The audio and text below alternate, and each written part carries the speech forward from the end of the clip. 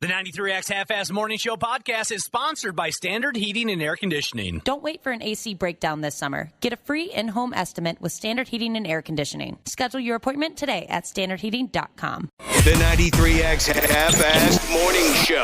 93.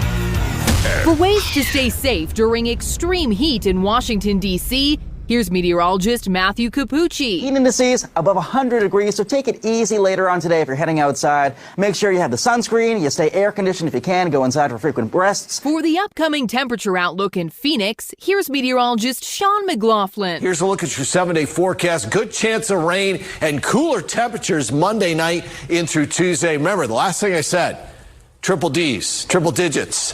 They're going to get, no. Don't go there. Don't go there. 98 degrees on Friday. We are getting so close to triple digits.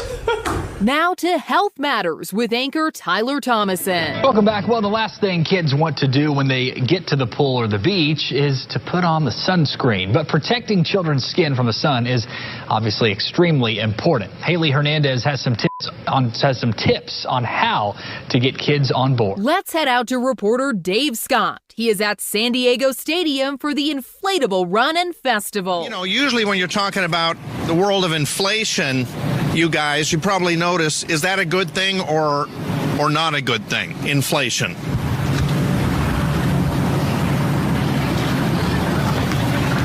I'm sorry, the question again, Dave? Is inflation in our world a good thing or not a good thing? It depends upon what the topic is. What are we talking about? Generally, inflation? Right. But generally, when you hear the word inflation, not economically. Something good come to mind? For me, yeah. Yeah. And Addie, what kind of fun do you think you're gonna have today? I didn't hear the question. I'm sorry. Let's check in with meteorologist Ahmad Badji for the Poolcast in Flint, Michigan. It is a perfect day to take a jump into the pool, rather. Happy Tuesday, everyone. Let's head out to reporter Dave Scott. He is at San Diego Stadium for the Inflatable Run and Festival. It's showtime, baby. Oh, man. That's pretty good stuff there, Cubby. That guy out at the Inflatable Festival. Good God. By the way, I saved you all. It was cringy enough. The actual video was way longer, and he was getting zero help from anybody. I love the anchor in the back, back at the studio, who wasn't going to help him whatsoever. It was so painful. Everyone knew where he was going, and the guy pauses forever. He's like, what the hell are you talking about? They just didn't want to help him out. Maybe there's some infighting there. There probably is. Look, I'm just trying to set up a freaking stupid a story about inflatables here. Can I get a little help? You know what, Ashley, I got to send that to you to post. Oh, definitely. It is so cringy. I thought about playing the whole thing, but I just don't think anybody can handle it. No, it's impossible to watch. It. You did all right. Word life and for life. Welcome to the 93X Half-Ass Morning Show. Here she is. She's a Tuesday, and it's already 5:43 in the godforsaken AM. Awful hot today. Gross. We're beginning today a string of some very hot days. I totally forgot. Can you guys help me move today? Yeah, no problem. If you don't mind helping me put up a fence. Yeah. I was going to get out there and put a fence up today. Yeah, it's going to be pretty bad. You know what I saw on the news last night that kind of threw me? In Arizona, it's been 110, 115 degrees for about 10 days straight, 5 days straight, something like that. They just went through like a 10 to 14, I can't remember, days straight where it's 110 or more. 10 or 14 days? I can't remember what I might be getting it confused with 110, but it was longer than 5 days, certainly. It's been brutal. And the story said that it's so stinking hot over there in stupid Arizona. Folks who are accidentally tripping and falling on the sidewalk are suffering severe burns. Oh, my God. Could not leave. The sidewalk, you fall down. They were showing pictures of steering wheels melting, things like that. It's so hot over there. And then, was it the Food Channel? Somebody cooked food in a vehicle. Oh, I'm sure, Oh, I thought you were going to say on the sidewalk, but on the dashboard or something like that? Yeah. I like when they do that stuff. I hate hot weather more than just about anybody, but I personally don't really mind when it gets this hot because it just gives me an excuse to not leave the house, you know? I feel better about myself because I'm like, well, it's too hot to do anything outside. I have to stay inside now. Yeah. You don't want to. As a kid, we had no air conditioning, and we never, ever went out to eat or really did anything growing up. Yeah. I've carried on that tradition, except for the going out to eat. And when it was this hot, sometimes my parents would take us to the mall or go to a movie or go like to Burger King or something like that. So there'd be some air conditioning to sit in at least for part of the day. Right. Yeah. And so as much as I don't like hot weather either, I would be kind of excited for days thinking, because my parents wouldn't want to use the oven. So they're like, okay, we don't want to heat the house up anymore. Let's just go to Burger King. Yeah. Or Old Country Buffet or something Remember like that. this bit, Josh? On these sweltering days, because I grew up similar to Josh, no air conditioning.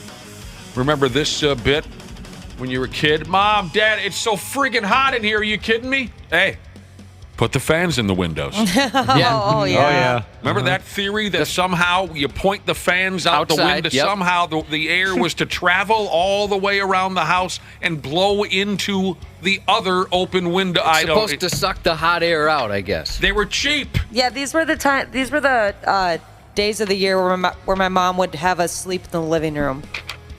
I remember that. Why in the living room? In the floor in the living room, because then you could have like all the fans in there, and it was like a bigger area away from all the like the side of the house that had sun on it. We did that too, and then my parents would hang up blankets by the doors and over the windows just to make sure there was no air leakage whatsoever. Yep.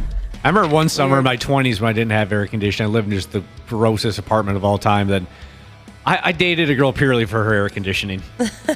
I can understand that. You got to do what you got to do. I get it. Yeah. You got to survive. Yeah. I dated a girl for free laundry once. I mean, you're desperate at some point. Completely desperate. And she had a nice apartment and nice air conditioning, and I was like, I had to survive. I was 24 the first time I had air conditioning or cable, and I remember thinking, if I can't afford any other bill, these are the two I'm going to pay the rest of my life. I'll walk wherever I have to go. We'll have no heating in the winter.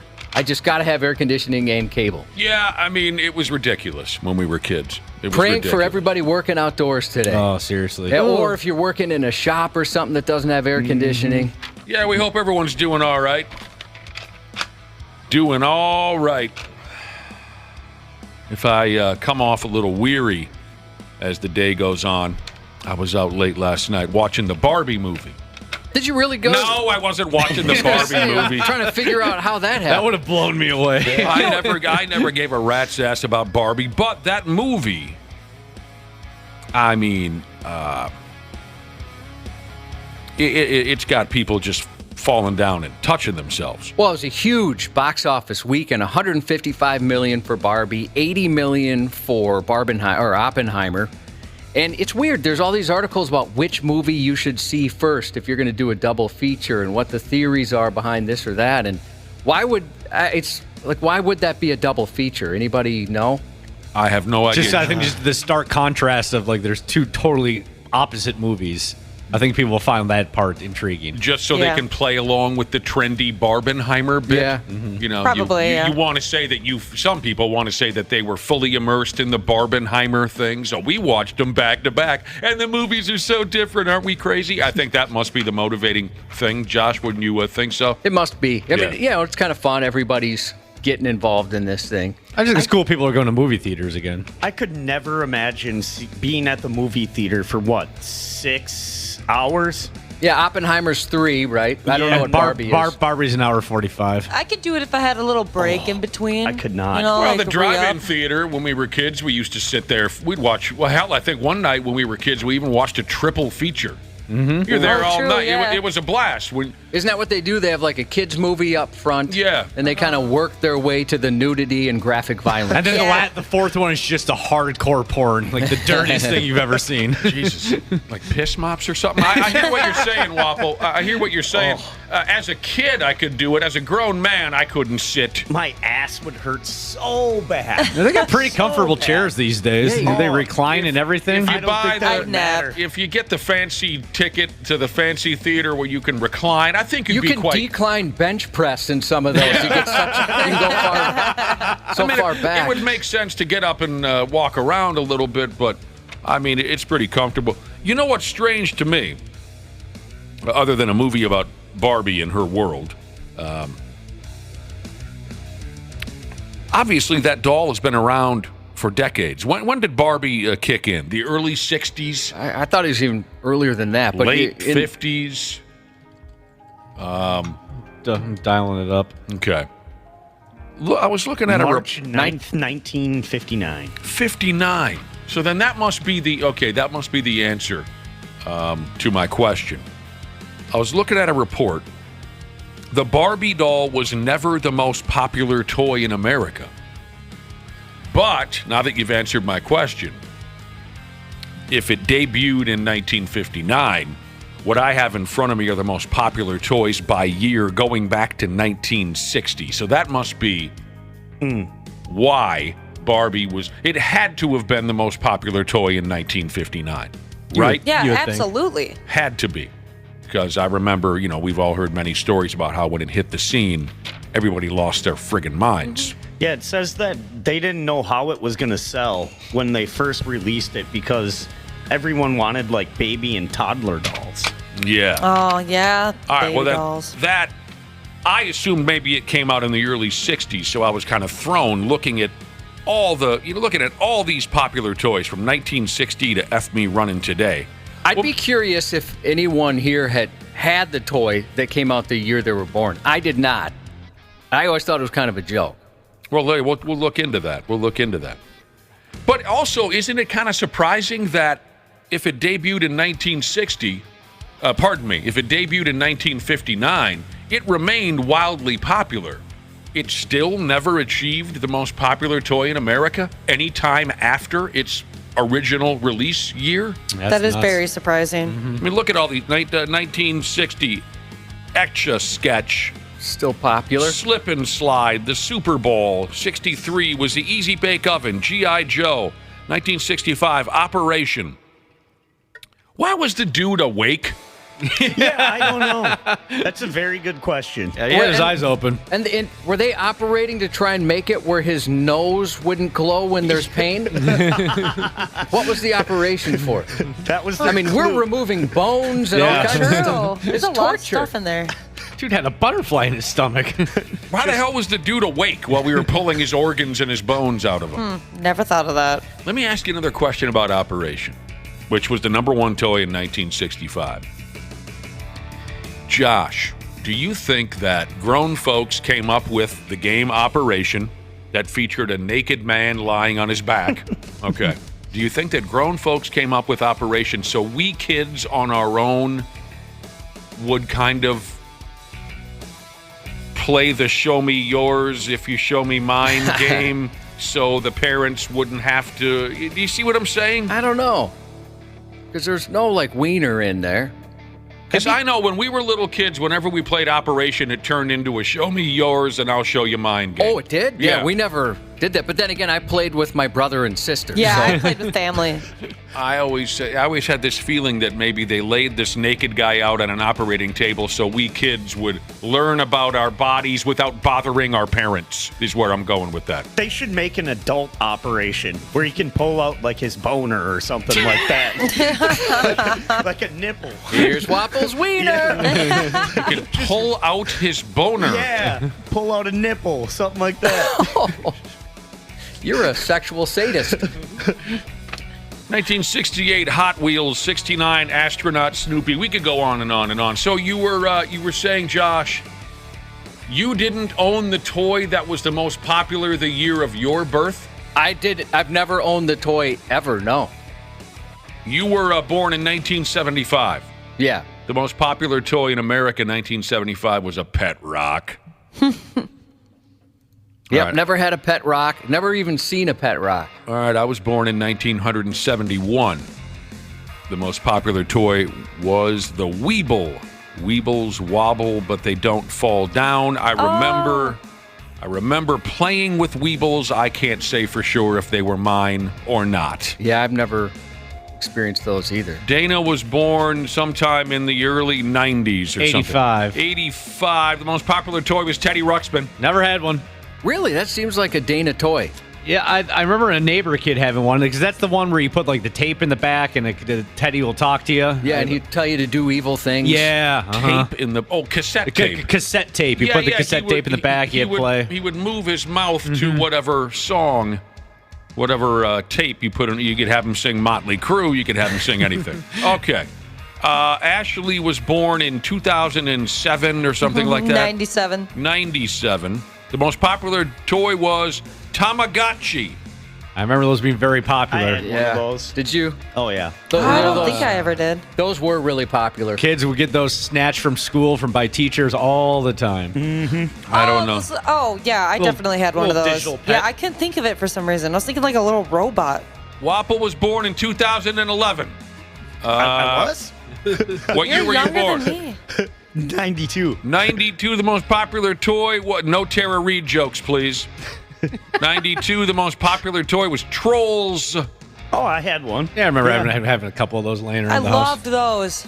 That first movie was pretty funny. Yeah, it was. Yeah, I haven't seen it since, but I like that way more than I thought I would. Yep. I would have thought that Barbie dolls, different versions of them, surfing Barbie, heroin Barbie, whatever, I would have thought that different versions of Barbie would have held that number one most popular spot down multiple times from 1960 into by God today.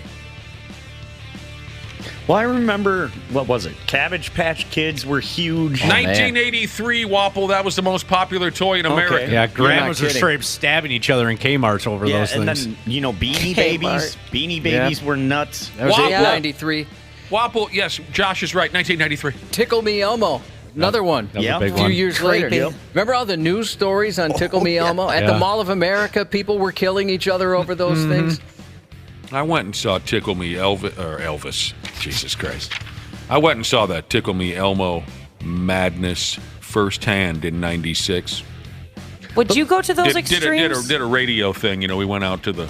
What extremes? I was going to ask Josh, would you go to those extremes if there was like a toy that your son really wanted? Would you wait in line for hours, punch your grandma? There was a Turbo Man doll that for Christ's got a little sake. crazy right here in Minnesota. I was a mailman at the time. That happened here? That happened right here in Minnesota. Oh, wow. Pickle Rick texted in. He wants to know what the most popular toy was in 1978. It was Star Wars figures, you dork. My favorite stretch on this list is 1988 to 1991. This is my sweet spot. Super Mario Brothers, Game Boy, Teenage Mutant Ninja Turtles, Super Nintendo. That's a hell of a 4-year run right there. That formed who you are. It pretty much did. Did you see that for Teenage Mutant Ninja Turtles, they're coming out with a controller that's pizza scented? Oh, really? Is that something you'd be interested in? Absolutely. Pizza scented. I don't think I'd want that. Yeah, I'd be hungry all the time. At first I thought, that's kind of neat. And then I thought, well, no, I don't think I'd have any interest in getting something like that after a while. One of my buddies was a pizza delivery man, and it was so cool in the beginning, always getting in his car smelling like pizza. Yeah. And boy, did that wear off. Oh, I bet. I'll be damned. Yeah, you don't have an Xbox. You're a Nintendo guy, but it's an Xbox controller for Teenage Mutant Ninja Turtles. Listen to this now. As we're talking about all these popular games and whatnot throughout history. We've got a couple folks in our listening audience who have used the old Operation game as a drinking game. Oh, that'd be fun, actually. Yeah. If you buzz the thing, you know how it works. You have a little tweezers and you try to pick the dude's kidney out of his carcass. And if your hand isn't steady, an alarm goes off. So I would imagine if that alarm goes off, you have to drink. Never tried that. That was a fun game. I remember one time as a kid, so I had it, on the shelf, and something kind of shifted in the shelf in the middle of the night, so the tweezer went into one of the metal parts and just started going off in the middle of the night. It was one of the most terrifying things that's ever happened to me. I was just, you're all of a sudden wide awake and terrified. Usually that buzzing is coming out of one of your mom's rooms. God damn. Now everybody's texting with the year that they were born, and they think I'm in charge of hollering out what was the most popular toy. Army Mailman Jesus, 1979. It was strawberry shortcake, you bitch. 1996. We already covered that. Tickle Me Elvis. What is this one? God, 1980. To answer your question, Rubik's Cube. Yeah. Never been able to solve one. Must have been a slow year if the Rubik's Cube was number one. Oh, really? I thought that was awesome. That was huge, man. Dude, it was massive. Compared to Star Wars action figures or something else? That's lame. Yeah, but there was... What are you talking about lame? You guys weren't even alive. Rubik's Cube there was nothing that could touch Rubik's Cube. You guys grew up with Nintendo and stuff like that. Yeah, I guess that's true. Yeah, we're spoiled. I tried to convince my parents I did it, but I'd peeled the stickers off and that was always the move. Couldn't put them on correctly. They're all just slightly askew. Dad's like, "What are you talking about? Change your last name. I don't want to be associated with you." 1969. Park and Rec Jesus wants to know about the most popular toy in 1969. It was Astronaut Snoopy, you stupid ass. Astronaut Snoopy. I never even heard of Astronaut Snoopy, but it was 69, Josh, and I'm not trying to be cute with that. That was the year that we've landed on the moon, right? Yeah, he was excited about that when he found that out in the 1990s. Yeah. 1988 from F and Jimmy Jesus, that was Super Mario Brothers. Born in 88, huh? I probably swung by your mother's house in 88. Remember that, Josh? When you and I would swing by everybody's mother's house? Oh, yeah. Those were the days. That was a couple years before I met my wife. So now you younger people, let me throw some of these more recent toys at you, and you can tell me if you have any idea. Some of this stuff, I don't even know if I'm saying it correctly. In 2000+3, the most popular toy in America was something called Robo Sapien. Sweet name. No idea what that is. Not familiar with that. Fair enough. You don't have to bring attitude, into the mix. Who brought up Ashley. Oh, did she? I do remember this thing. Yeah, I looked it up, and it looked pretty cool. It's pretty big, right? It wasn't like a 2-foot tall robot? Yep. Jesus. Now we're putting boobs on those robots and banging them, aren't we? We sure are.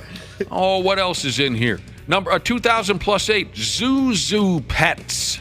Zuzu Pets. Yeah, this is the portion of the list that kind of lost me. I don't know. I know Zuzu Pedals was a character from the documentary The Adventures of Ford Fairlane. Oh, I know what those are. Those are adorable. Okay.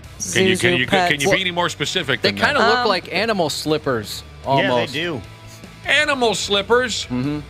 Oh, maybe I did the spelling differently. I was thinking of Zuzus. So they're like little hamsters and stuff. Yeah, robotic hamster toys. Yeah, those things are sweet. Oh, so it's like a hamster robot, oh boy. Oh, no. Remote control car. Basically, yeah. Okay. You know what else? Boy. That's adorable. You got locked up there? Oh, yeah. Been there many times. Could not think of the word. You know what else I was surprised to not see on this list of most popular toys? I was surprised to not see anything SpongeBob related. Oh, yeah. Because for a stretch of time, you couldn't cross the street without getting run over by something SpongeBob. They really never had, toys, though. It was like a lot of backpacks, clothes. True. Kind of that stuff. Well, when I worked at Camp Snoopy in 2004, I worked in the games, the Carney Games section, and you win stuffed animals typically, and the SpongeBob ones, but there were parents just laying cash out trying to get that, get that wiffle ball into the right cup to try to win a SpongeBob stuffed animal for their kid. There's actually just a story going around this week about Tom Kenny, the guy who voices SpongeBob, possibly dating pop star Ariana Grande. And Tom Kenny's wife had to come out and say, no, that is not real. My husband is not dating her. There was one time I missed a soccer game when I was young because I wanted to watch the Bubble Bowl of SpongeBob. Dude, yes. That was like the one episode I always wanted to watch, but it was never on. It was only certain times. My youngest was just watching the SpongeBob. Now I forgot the name. The victory song. Yeah, that's the Bubble Bowl. Yeah. Oh, that's Bubble Bowl? Yep, okay, that's the Sweet episode. Victory, right? Yep. Yeah, he was just watching that the other day. Yeah. I wonder if the guy's wife in the bedroom is just like, talk to me in the SpongeBob voice. Oh, yeah, absolutely. I hope not. They have a threesome with Squidward. No, dude, Squidward. Mr. Krabs is filming the whole thing. No, this is Patrick. Isn't this something, Josh? We got a lot of listeners born in 1974, and they're busting my chops to tell them what was the most popular toy in 1974. I have it here right in front of me. It was Winston filterless cigarettes was the most popular toy for kids in 1970. No, it was Pong. Another listener asked me, not asked me, but they expressed surprise that nothing Evel Knievel related was ever the most popular toy in America. And that is somewhat surprising because he was more popular than any rock band for a couple of years there in the early 70s. And you had that ripcord motorcycle that, you put the Evel was on the motorcycle and you pull the ripcord. He goes shooting across the living room and gets wrapped up in a cat or something. Did you guys ever have one of those? We had Evel Knievel stuff. I think a buddy of mine had the ripcord Evel motorcycle. I didn't, but I had some Evel Knievel stuff. Everyone always talks about that specific toy, like in podcasts and everything like that. I think it was so ahead of its time. Yeah. It made a resurgence when Toy Story 4 came out because that toy was featured in there. Keanu Reeves did the voice of Evel Knievel, the Evel Knievel toy and stuff. But we had no money over at the house. You know what me and my twin brother and I, what was the most common toy we played with, Josh? Hatchets. Rocks and dirt. Yeah. We played with rocks and dirt. We used to do that, digging in dirt. That was fun. But yeah. I'd never heard of last year's Plump Stuffies. And you'd think that maybe we'd be aware of that, seeing as how it just was last year. Sounds like something, a game that frat boys play with each other. Let's play a round of Plump Stuffies. You know what I mean? I don't know what that is either, Cubby. That's how you do it right there. Some of this stuff does bring back some memories.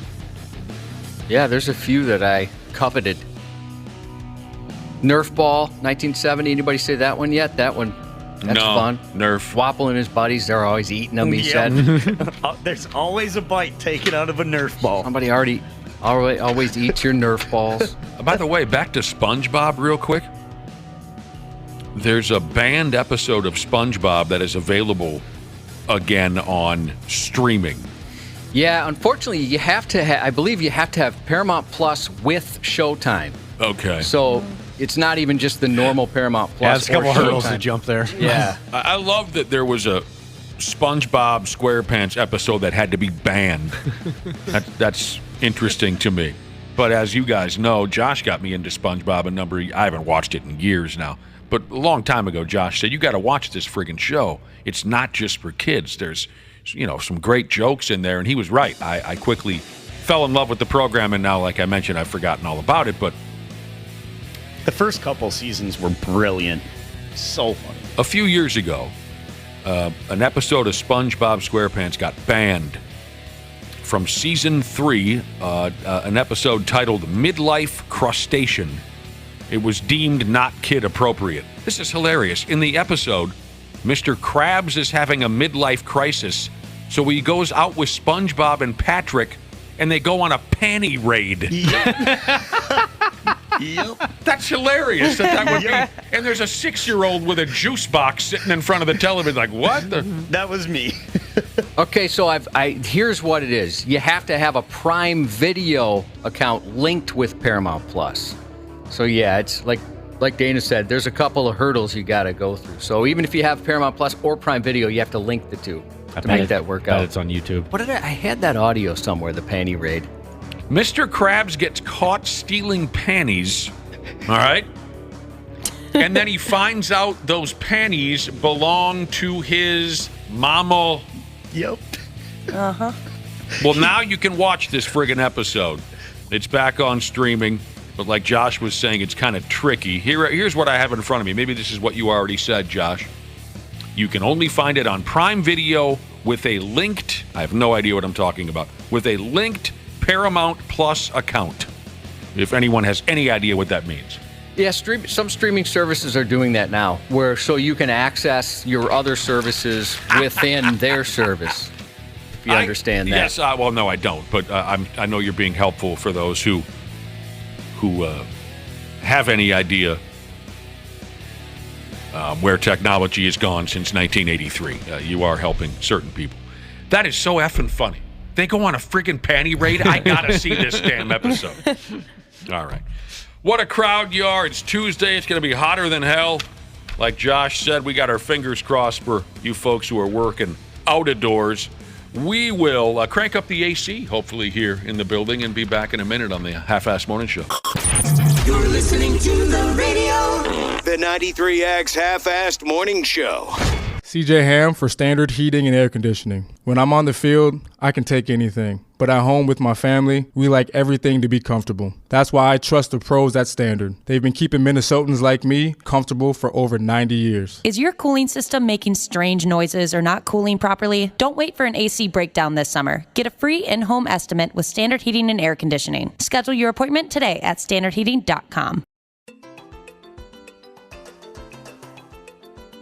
For a limited time, Sweet Deals is offering qualified listeners the vacation of a lifetime. An all-inclusive 5-day, 4-night stay in a suite for just 2 adults and up to 2 children in Cancun, Mexico for just $299. This opportunity is valued at more than $2,600. That's right, a $2,600 vacation for $299, and it's all-inclusive, meaning all your food and drinks are included. Attendance is required at a presentation for Vacation Club ownership, but who cares? There's no purchase necessary. And you have a 30-day money-back guarantee if you change your mind. Do not miss this exclusive luxury vacation offer from SweetDeals.com. $299 for 4 nights at an all-inclusive resort in beautiful Cancun, Mexico. Go to SweetDeals.com right now and snag this once-in-a-lifetime offer. That's SweetDeals.com.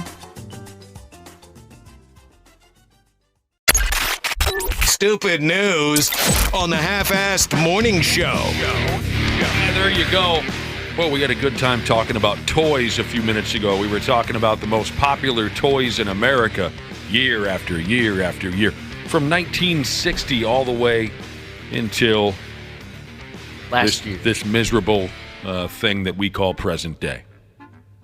Got a couple of texts on these popular toys. What was another one? There was another. Somebody said they were shocked that Legos were never the most popular toy in America. And no, I didn't see Legos on the list. And then I love this gimmick. The dude, Jesus, texted in and said, I remember back when I was a kid, we were so poor that if I didn't wake up with a heart on, I'd have nothing to play with all day long. Legos, Cubby. How did they never... What happened there? Yeah, it doesn't make any sense. No. Legos are one of those things where unless you're really into it, you probably haven't had to buy because parents can't wait to get rid of them. And so I know when my youngest was born, we had so many from people that just didn't want them around the house anymore. Yeah, sick of stepping on them. Yeah, I don't think we ever bought Legos. They're stupidly expensive. What's the most you've ever spent on a kit as an adult? $300. Was that a Fast and Furious thing? No, it was it's really cool. It's the original 8-bit Nintendo with like a controller, and then it's got a little TV on top of it too. I've seen that. Yeah. The question was what? The most you've ever spent what? On a set of Legos as an adult. On a set of Legos? Yeah. Oh. Just like as one an adult. box of them. One theme. What about Jurassic Park? I bet you spent a couple of bucks on some of those. Yeah, I got one Jurassic Park one. I think it was like $100. It's pretty cool. It's the scene where the T-Rex destroys the cars and the fence and everything. Our old buddy Ross, I think he spent like $1,000 on one. I'm trying to remember if it was the Titanic. There's one he spent so much money on. Titanic one is it's like $700 or $800. Yeah. I was at the Lego store recently and I saw a guy there and he had to have help carrying all his bags out. He spent like $12,000 on Legos. Whoa. What a dream. I know. I was like, man. To have that much expendable income, you mean? Yeah, be able to buy something like that. Or disposable income. Vintage video game collector Jesus wants to know, why aren't dildos on the list? People play with those all the time. My God. Good question. I bet if they had an adult toy list, it would have to be what? Fleshlight and the rabbit? Is that or the Hitachi? Is that what that one's called? Somebody look this up. That's a great idea. If there is a list somewheres on the godless internet about the most popular sex toys year by year. Fleshlights, the Widow Wabbit, the Hitachi, whatever. That wand? Massive baseball bat-sized vibrating wand, butt plugs, nipple clamps. Some other expensive ones Ross bought, people are saying the Millennium Falcon. Yeah, I remember that being expensive. Yep. Yeah. Death Star. Mm-hmm. All the Star Wars ones are very expensive. He's got a room that's the Battle of Hoth. He's recreated it. Who does? Ross did. Our old buddy Ross, former producer Ross. Well, he was your buddy. He wasn't. Maybe later on this morning we can find something on the most popular year-by-year adult sex toys. Now, that'd be great. Back to regular good old-fashioned toys for the young people. I know very little about children, but I think I knocked this one out of the park, Cubby. When my brother's son, Reggie, I think his name, when Reggie was... For the record, that's not his name, but go ahead. Who am I thinking of? You're thinking of somebody else, maybe Reggie Miller? Oh, from the Indiana Pacers. Yeah. I was thinking about Reggie Miller. I don't know why. When my brother's son was 4, maybe, just to piss my brother off, I think I knocked this one out of the park. For his birthday, I got his little 4-year-old son a drum set. Oh, that's perfect. You should have seen my brother's face when the kid unwrapped it. And the kid has no rhythm to this day. I knew he had no rhythm. But I just wanted my brother all day long to have to put up with the 4-year-old just ba-ba-ba-ba-ba. I remember the first time I learned that you're not supposed to get a toy that makes noise because it pisses the parents off. I always thought, this thing's sweet. The kid's going to love it. I think a girlfriend had said, well, you don't want to do that. You'll piss the parents off. I never figured that out. The good news for my brother and his wife was, like most kids, I think he took an interest in it for about, an hour and a half and then never touched it again, the drum set. Yes, Dana, you were saying. Oh, I was going to say that Josh was saying you're not supposed to get a gift that makes noise to annoy the parents. That doesn't stop me with my niece. Well, that's your sister's kid. You can annoy your sister. I want to, I'm striving to be cool uncle, and cool uncle gets noisy presents. All right. Stupid news. Brace yourselves, because I'm coming in hot. By God, we're going to start off talking about a guy who got caught earlier this year standing on a bucket, banging a horse.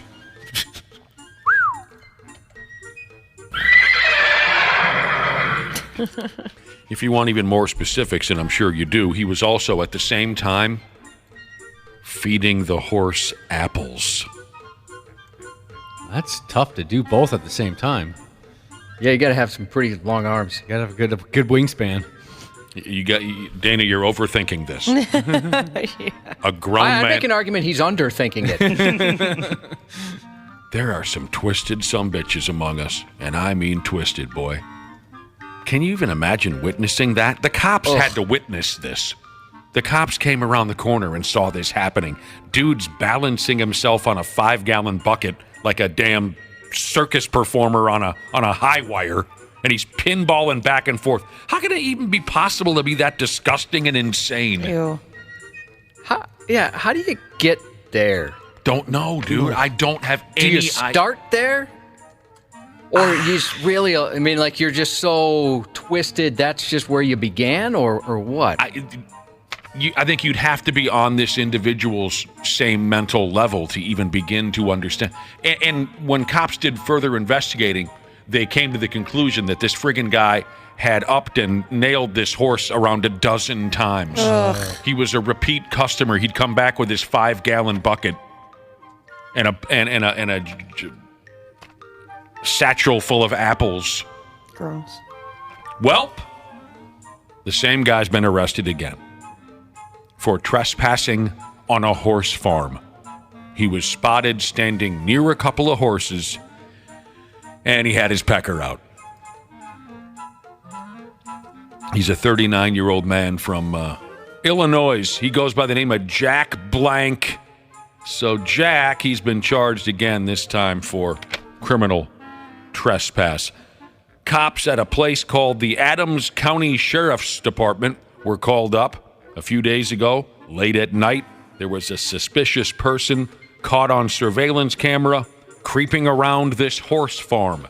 Cops saw this Jack Blank maniac, and like I said, he was standing near two horses, and the cops saw that he had turned his tallywhacker loose from his pants. It's disgusting. Hopefully he gets one of these horses, just gives him a swift kick. Mm-hmm. Yeah. Castrates the guy. I saw this dude's mugshot, Josh. You know who he looks like? He looks like the kind of guy that would rape a horse. He does. Oh, he has that face. Horse raper. I sure hope like horses don't hold on to something like this. I don't know enough about them, but that's a very interesting thought. Like, are they traumatized? Yeah, hopefully they got short memories like goldfish.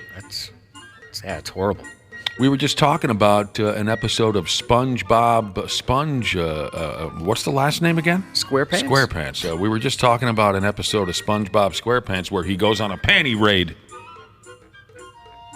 which I guess you can find on streaming now. It's hilarious that they even came up with an episode where SpongeBob and his pals go on a panty raid. Police in Colorado are looking for a dumb bastard who's wanted for stealing nearly $5,000 worth of women's bras and underwears over the last 2 years. Wow, that's a lot. That's a hell of a haul. But not from the panty shop. Cops say the dude has committed all of these thefts from various laundry rooms at an apartment complex. It's quite a bit more creepy. That happened to my girlfriend once, but probably 15 years ago or so. She brought her stuff down in the laundry room. There was, other people using the machine, so she just left her laundry there to kind of mark her place, kind of like putting a quarter on the arcade game back in the day. Everybody's been there, sure. Yeah, and then she came back and she went to go to throw the laundry in, and all of the underwear were taken out of her laundry hamper. Gosh, I mean, was she pretty creeped out, or was she just hoping maybe someone who was struggling financially, a woman just went in there and struggling stole financially, and probably felt bad about it and just needed underwear? She was very creeped out, very, very creeped. She was hoping I was pulling a prank on her, like I had sifted through and took them all out of there. Where are my drawers at? Yeah, and I was like, oh, no. That's messed up. Yeah. Now, is this a situation where she thought, you know what, I have an idea who did this? Yeah. Oh, no, that's... Yeah. I guess I don't know what's worse. There's one really creepy dude in the building. Okay. What? So anything happened, or she just kind of... She didn't report it. It was just like, well, I guess we have to go shopping. So this friggin' guy here, they say he's hit every laundry room on each floor of this apartment complex. It's called the Lakeview Towers Apartments in Colorado. Gals who live in the apartment house there, like Dana's ex-old lady, they go do the laundry, the undies and bras go in the wash, but they never come back again because this dude is snatching them out of there, and then he runs like hell. The total value of the stolen underwears adds up to, did I mention this yet? Yes, I did. Nearly $5,000. He was most recently seen in the building just this past June. Folks say they don't think he lives there. This is just his favorite spot when he goes on a panty hunt. And the cops are on the lookout, by God. Cubby, I bet this guy reeks like Bounce fabric softener. Yeah. Maybe it's all those Tide Pods he was eating a few years ago when it was popular. Just kind of scrambled his brains. I'd be so next level disturbed. Yeah, that'd be disturbing. I won't be able to sleep. I mean, if it happened to me, part of me would be flattered. Yeah, me too. But, yeah, I'd be pretty creeped out. Because I would assume it was someone like Dana that just walked in and took them. I kind of wish that Ashley and I lived in the same apartment complex, because you know what I'd do? No. I'd take your underwears from the damn laundry. I would, just as a prank, and I'd leave you to be creeped out by this, and then I'd call you, and you'd say, hello, and I'd say, your panties are filthy. Oh, I don't want to see hers. And then I'd hang up. That's so scary. And then I'd swing by with a 6-pack of beer and say, what's going on? How's your night going? Oh, my God, somebody. And I'd say, oh, we have to. And then I'd admit that it was me. And we'd have a laugh about it. If you ever, years ago, if you wanted to see Ashley's panties, and she's told us this, you could just go along the shoulder of 94. And she'd be, for whatever reason, throwing panties out of her window. That probably was the first really wacky, interesting fact we learned about Smashley all those years ago, was she said she kept extra underwears in her car because she liked to stay fresh. Yeah, when I was dating somebody but not living with them, yeah. And so at times she would undress herself in her car and then fire her dirty underwears out the window. I don't know what to do with them. Now I'm more, friendly of the earth, so... She is a friend of planet to Earth. The Earth. All right. Your underwear are filthy. Dude, that'd be so scary. Hello? Who is this? Grab them cakes. What singer? Sounds like someone like a J-Lo or something like that. Junkyard Dog. What album? The wrestling album. What year? 1985. Grab them cakes. Junkyard Dog. JYD. Didn't you guys ever listen to the wrestling album? No. I'm not sure I even knew there was one. Oh, the old WWF put together a record. Junkyard Dog had a hit single called Grab Them Cakes. A guy was recently caught stealing 3 cakes from a grocery store. And the icing on the cake, as they say, was the thief himself. Literally, I'll explain. 24-year-old guy in Pennsylvania named Dakai Jackson ordered, I love this, he ordered 3 cakes from a grocery store with photos of himself printed on them. Why, I have no idea. How vain, Josh. That's pretty vain. How vain. And I wouldn't say anything if he wasn't this vain, but he doesn't have the face that would do anything but make me lose my appetite. I didn't see his face. Would you show a player his face? That's not necessarily... Oh, my damn. A handsome guy. And again, not to be mean, but No. he's the one that put his face on 3 cakes. Right, he did. That would be kind of funny to if someone's like, yeah, go get a birthday cake for your niece or something, and then you get a cake and it's your face. I think I see where you're going with that. That'd Yeah. be pretty funny. Maybe that should be your move from now on. Yeah. Any special occasion, you give people a picture of your face on their cake. On the cake. This is for you. A wedding cake. Here you go. My face. He orders 3. You know what, Wample? I would like that if we're going to play cake farts. I just destroy your face with a massive. This dude ordered 3 cakes from a grocery store with photos of himself printed on them. Then he went through the self-checkout and did not pay for the cakes. You want to know what else he bought, Josh? What's that? Oh, he bought some candles. He bought some canned food. He bought some cupcakes. He paid for those, but he didn't scan the cakes, which were worth about $90. Yeah, they're not cheap. Police are still looking for him, but it's probably only going to be a matter of time. Not only do they have his image on security cameras, but they got his friggin' face on 3 cakes. or pardon me, he took the cakes, but they have his photos from when they created the cake, if you see where I'm going with that. This guy has a criminal record. 2 years ago, maybe someone can help me with this. 2 years ago, he was caught stealing $1,000 worth of something called Yankee candles from a CVS. Dude, those are expensive. Those big that's jars. the good stuff. I'm sure you've seen them. They're like a big jar of a candle. Sure. They're super popular. I mean, they've got their own stores, Yankee candles. I've never bought one, so I don't. I mean, they look expensive. I have no idea if they are. Oh, yeah, they're running you $1. Wapple, even you don't remember that Jimmy Hart had a single on the wrestling album from 1985 called Eat Your Heart Out, Rick Springfield. Yeah, I never got into that. I Am a Real American by Rick Derringer. The Hulk Hogan theme was on there. Oh, I know that song. Mean Gene sings Tutti Frutti. Rowdy Roddy Piper has a song. Hillbilly Jim, Don't Go Messing with a Country Boy.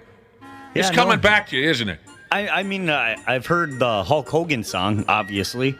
But the only wrestling CDs I would buy was the entrance themes. Yeah. So then me and my buddies would put the entrance theme in the boombox, and then we would wrestle on the trampoline.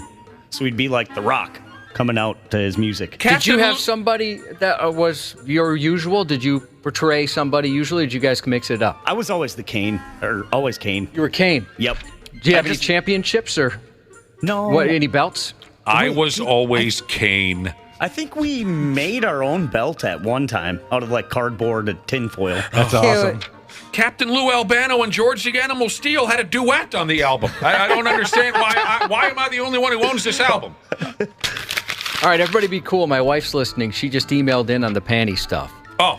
She said she caught a 15-year-old kid stealing her underwear from an apartment laundry room where she lived. What did she do? I don't know. Now I got to ask her something? Yeah. I want her to leave me alone. Okay, what did you do? What did you do? He sounds so interested. Ashley wants to know what you did. I never heard that story before. Ashley, say hello like you're answering the phone. Hello? Hello. Who is this? Your panties don't fit me. Who is this? Dude, a landlord secretly Airbnb'd someone's apartment while they were on vacation. That's our next stupid news story. How about that? You go out of town, and little do you know, but your landlord allows a complete stranger to sleep in your bed and put their diarrhea in your toilet and things like that. A guy in California recently went to Vancouver for a few months to spend time with his family. He's got a 1-year lease over there. He continued to pay rent. He just locked the joint up and left town. When he got back, a bunch of his stuff was missing, including his PlayStation, his computer, and a gun. So he filed a police report. You know what that reminds me of, Josh? What's that? Wow, a computer and a car. Thanks, Mom and Dad. Shit. And then Kelly says, what the hell? The old shoes bit. Yeah. Okay, so the dude called the cops. It turned out there wasn't a break-in. His place had been rented out on how do you say it again? Airbnb. By his landlord. He told the landlord he'd be out of town. You know, he said, I'll keep paying rent. I'm just going to lock the joint up. But the landlord thought, well, I'll make a little extra cash here by renting the place out without telling the guy. Now the landlord's trying to claim he or she has done nothing wrong, and they're refusing to pay for the stuff that got stolen. I'd go nuts. The guy posted about it on Reddit. Some lawyers gave him some legal advice. They're all telling him to sue. Oh, yeah. I would sue so he should bad. get back rent for sure, if nothing else. They say his landlord violated his, quote, reasonable expectation of privacy, so he could get a lot more by suing. You know, he could get a lot more than just what his old PlayStation is worth. Scumbag bastard. Did you guys tell when you were renting, did you tell who you were renting from when you were going out of town? Is that But he was going out of town for months. Oh, okay. That's a different story. He wasn't just leaving for the weekend to go to Ely and pick up some strange. Oh, okay. You know. I was like, should I be doing that? Whoops. Yeah. That'd be kind of... That's a good way to encourage a panty raid. Yeah. If he knows you're not going to be back for a while. By the way, I'm going to be gone for the weekend.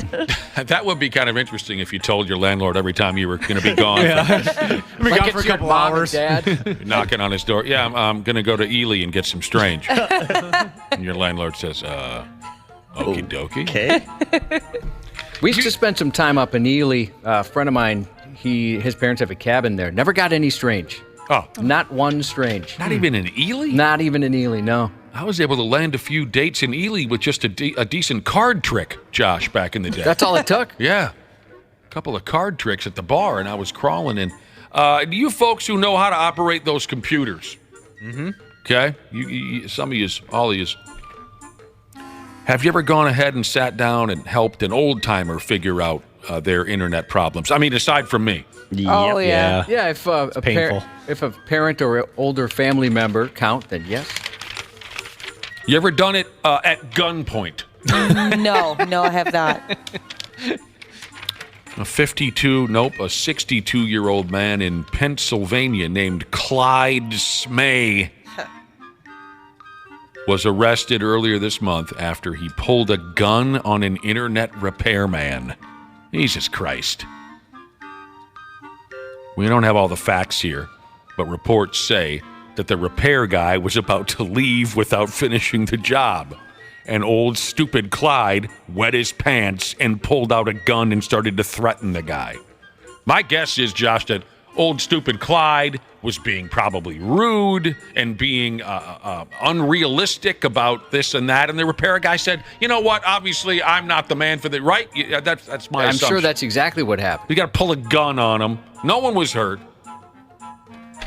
Clyde is a convicted felon. He wasn't allowed to have a gun, so he was charged for that, along with terroristic threats, false imprisonment, simple assault, harassment.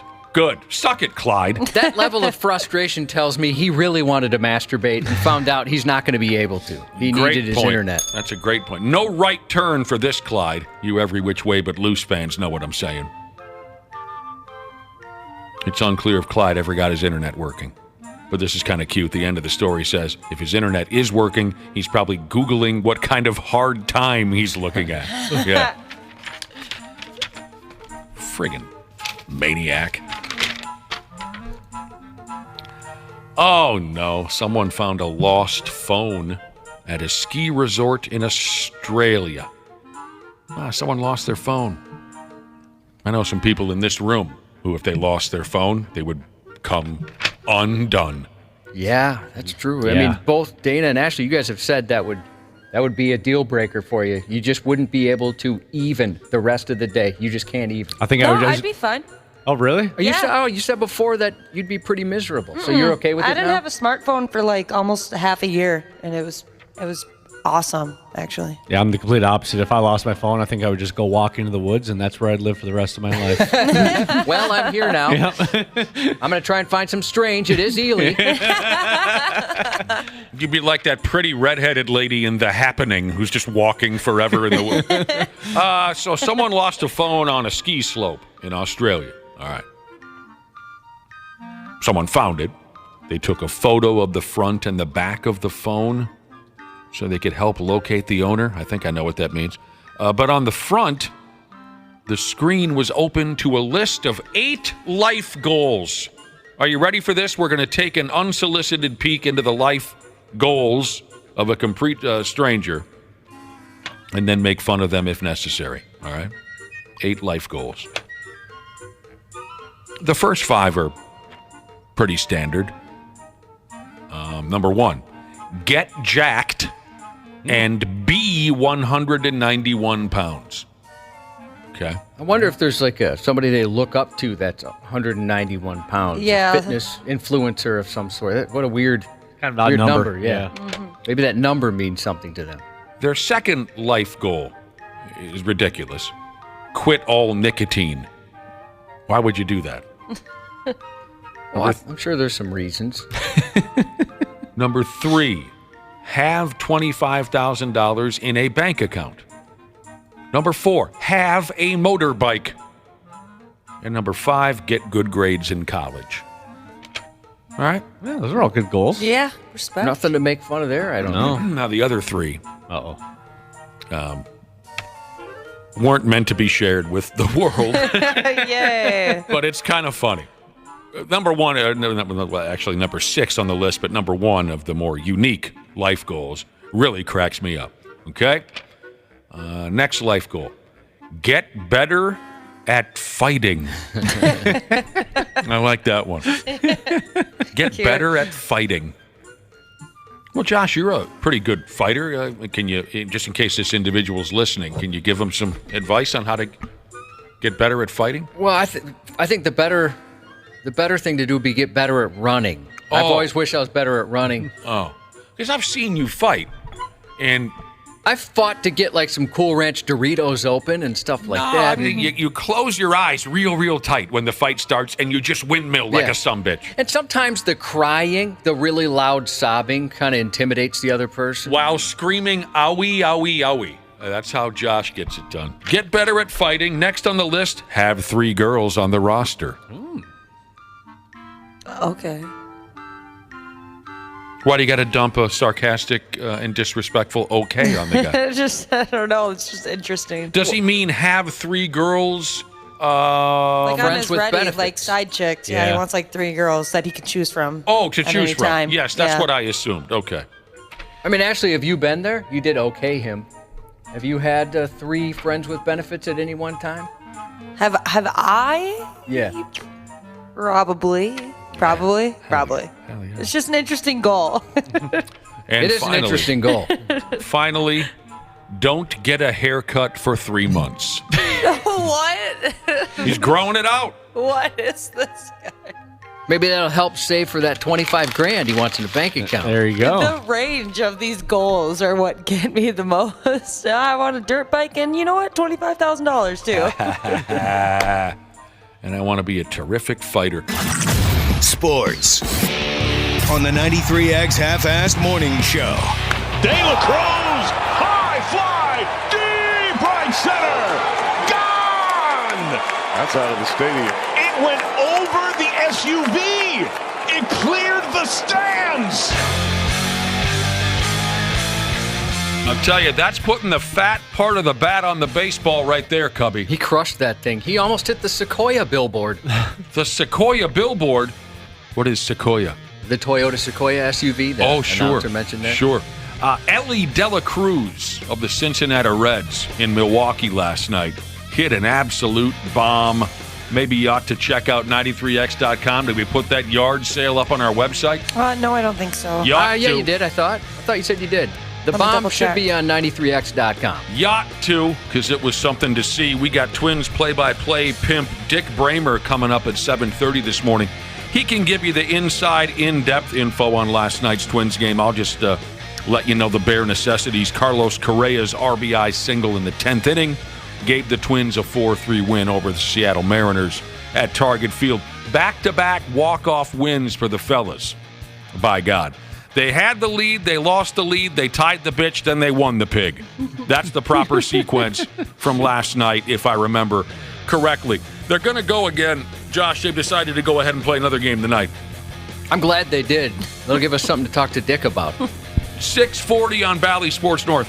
Same pitching matchups as we got last week in Seattle tonight. George Kirby for the Mariners and Pablo Lopez for the Twins. But like I said, we'll talk to Dick and Randy Shaver. Coming up in about a half hour, Josh's News is coming up next. You're listening to the radio. The 93X Half-Assed Morning Show. CJ Ham for Standard Heating and Air Conditioning. When I'm on the field, I can take anything. But at home with my family, we like everything to be comfortable. That's why I trust the pros at Standard. They've been keeping Minnesotans like me comfortable for over 90 years. Is your cooling system making strange noises or not cooling properly? Don't wait for an AC breakdown this summer. Get a free in-home estimate with Standard Heating and Air Conditioning. Schedule your appointment today at standardheating.com. Stacking Benjamins with Joe and his good friend OG not only has great financial insight, it's laid back with humor too. Mr. Len Penzo's here. Now when I buy something, I'm like, can actually spend any time with this thing. Len, I would imagine you've got to think about that too when you're buying stuff. You know, before I was retired, if I wanted something, I bought it. I don't care what it was. The Kings were in the Stanley Cup Finals, and me and the Honeybee, I mean, we didn't even think about it. $3,600 on 2 tickets. Now that I'm retired, those days are gone. The Stacking Benjamin Show, available on YouTube or wherever you listen. Half-Assed Morning Show. 93X. If you're stopped by a professional law enforcement officer, you know, it's like the old rule of knock and announce. You're going to let the person know, hey, this is who I am, this is the reason why I'm stopping you, or this is the reason why I'm at your house, and this is what's going to happen from here. A Florida man was arrested after posing as a deputy and holding a couple at gunpoint during a home invasion.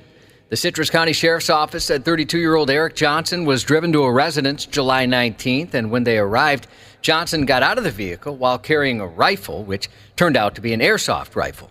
After exiting the vehicle, he knocked on the door of a camper and allegedly shouted, "Citrus County Sheriff's Department." He told the victims to exit the camper as he pointed a rifle at him. Then, believing he was a man of law, they complied. As soon as Johnson became distracted, the male victim ran to a nearby home for help. That homeowner, the victim, and Johnson got into a fight. The homeowner was able to disarm Johnson and hit him in the head with the butt of the weapon. The two men fled the property, but deputies located them at a nearby residence. Jesus balls. Yeah, I'm imagining some sort of robbery attempt, but luckily they turned the tables on these dorks. Carly Russell, the Alabama woman who earlier this month went missing for 49 hours after making a 911 call about a child on an interstate, said she was not kidnapped and didn't see a baby on the side of the road. There was no kidnapping. My client did not see a baby. My client did not leave the Hoover area. My client did not have any help in this incident. My client was not with anyone or any hotel with anyone during the time she was missing. My client apologizes for her actions to this community. The volunteers who were searching for her, to the Hoover Police Department, we ask for your prayers for Carly as she addresses her issues and attempts to move forward. Dude. On July 13th, Russell was driving to her home in Hoover from her job in Birmingham, about 10 miles to the north. That's when she called 911 to say she was stopping her car to check on a child. 911, where's your emergency? I am on Interstate 459, and there is a kid just walking by themselves. How old do they look? Like a toddler, maybe 3 or 4. She then called a family member who lost contact with her, though the line remained open. Russell told detectives she was taken by a man who came out of the trees when she stopped to check on the child. He allegedly put her in a car and an 18-wheeler, blindfolded her, and then held her at a home where the woman, a woman, fed her cheese crackers. Oh, that's nice. And took pictures of her in the nude. Jesus Christ. Well, that's what she claimed, and it turns out none of that happened. She returned home on foot about 49 hours later at about 10:45 p.m. that night. Investigators casted doubt on her story in a news conference last week, saying in the days before her disappearance, she did search for a lot of odd things. Carly's 911 call remains the only report of a child on the interstate, despite numerous vehicles passing through the area at that time. Detectives continue analyzing data from Carly's cell phone that was left behind at the scene. Part of what data includes several internet searches in the days leading up to her disappearance that I think are very relevant to this case. On July 13th, the day of her disappearance, the term, how to take money from a register without being caught. A search for a one-way bus ticket from Birmingham to Nashville was conducted with a departure date of July 13th. A search for the movie Taken, a film about abduction. And I do think it's highly unusual the day that someone gets kidnapped that 8 hours before that they're searching the internet, Googling the movie Taken about an abduction. I find that very, very strange, yes. Well, she just admitted to it yesterday. The chief of police said they don't know Russell's motivation at this point, but charges against the woman are possible and may even come today. That is a keeper right there, Josh. Yeah.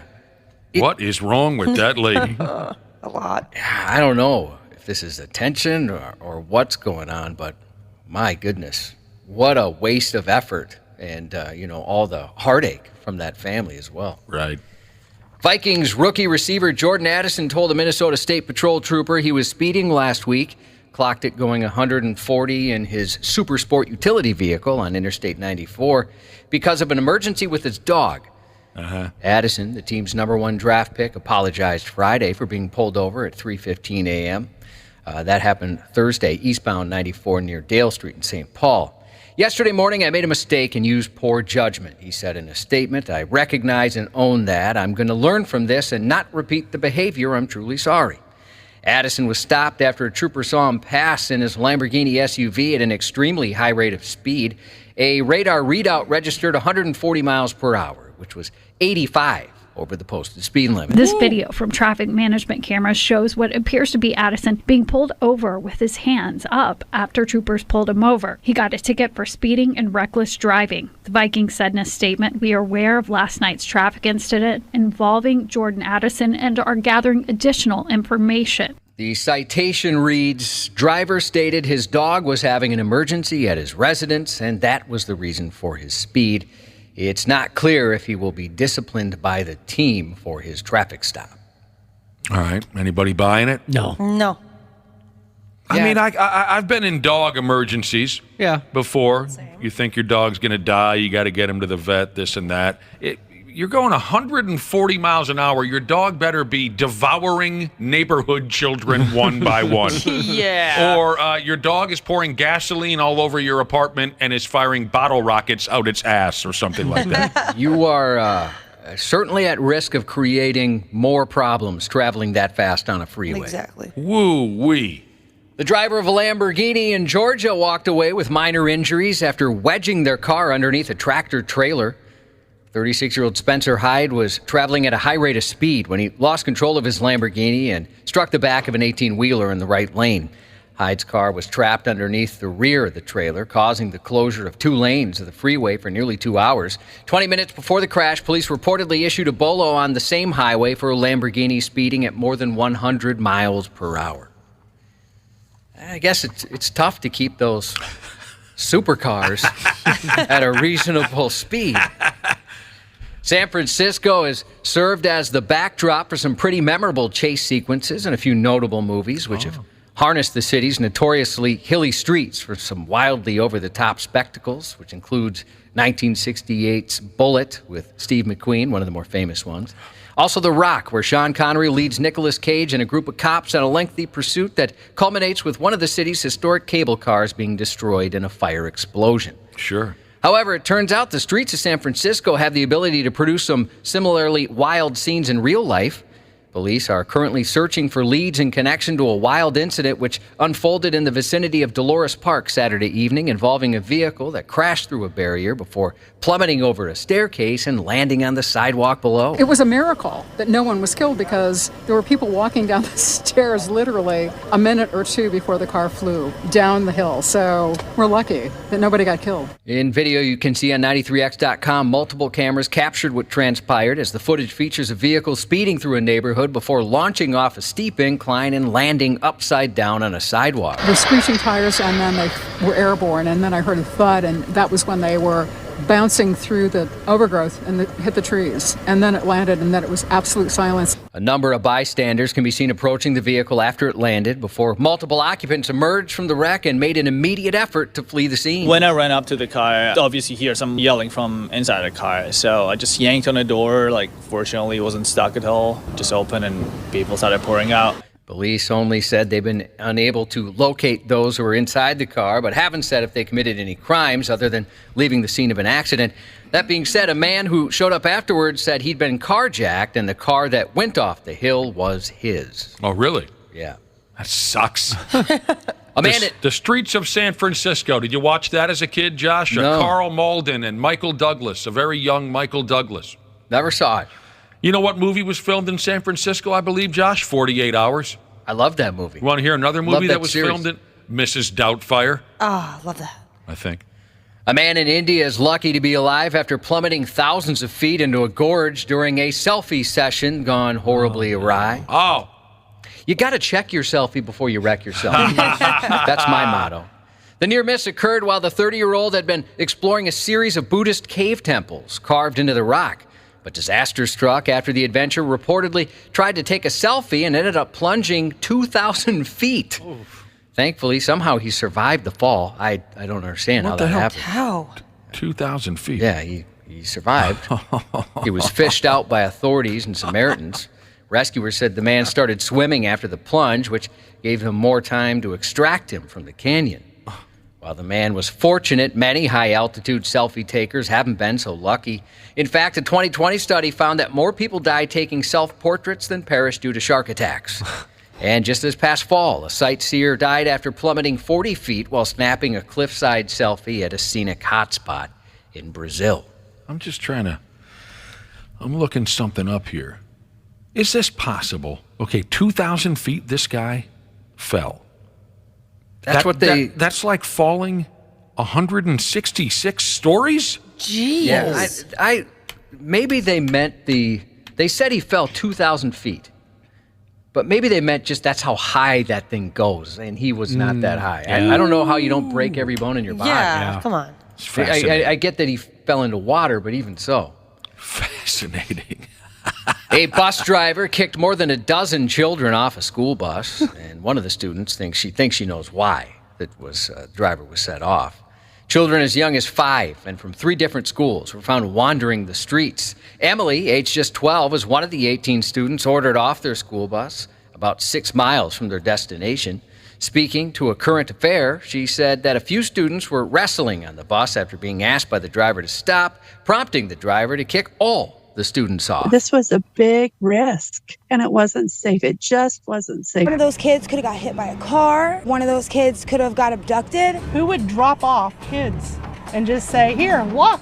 In a statement, the company that employed the driver confirmed they no longer employ that driver. Yeah, you're not going to keep a job long if you do something like that. Wrong thing to do, but I bet it felt kind of good at the time. Get the hell off my bus, you little bastards. Yeah, I'm surprised some of my bus drivers never just gave me the heave-ho. Oh, are you kidding me? Were you disruptive? Yeah. We were brutal to the bus drivers. Brutal. I never had a bus driver that was in a good mood, I can tell you that much. Yeah, no. God dang, yeah, they should have choked us out when they had the chance. Goodwill Hunting actress Minnie Driver went to the beach in Malibu with her son over the weekend, but their day took a dark turn when a man allegedly started masturbating. And then son of a bitch. Police got involved. Sheriff's deputies responded Sunday to Paradise Cove Beach Cafe just before noon for a report of a man pleasuring himself, and Minnie was one of the witnesses who told them the guy was cranking one out in the cabana. Ow. The alleged masturbator was gone by the time cops arrived, but many and the other beachgoers said they didn't want to press charges.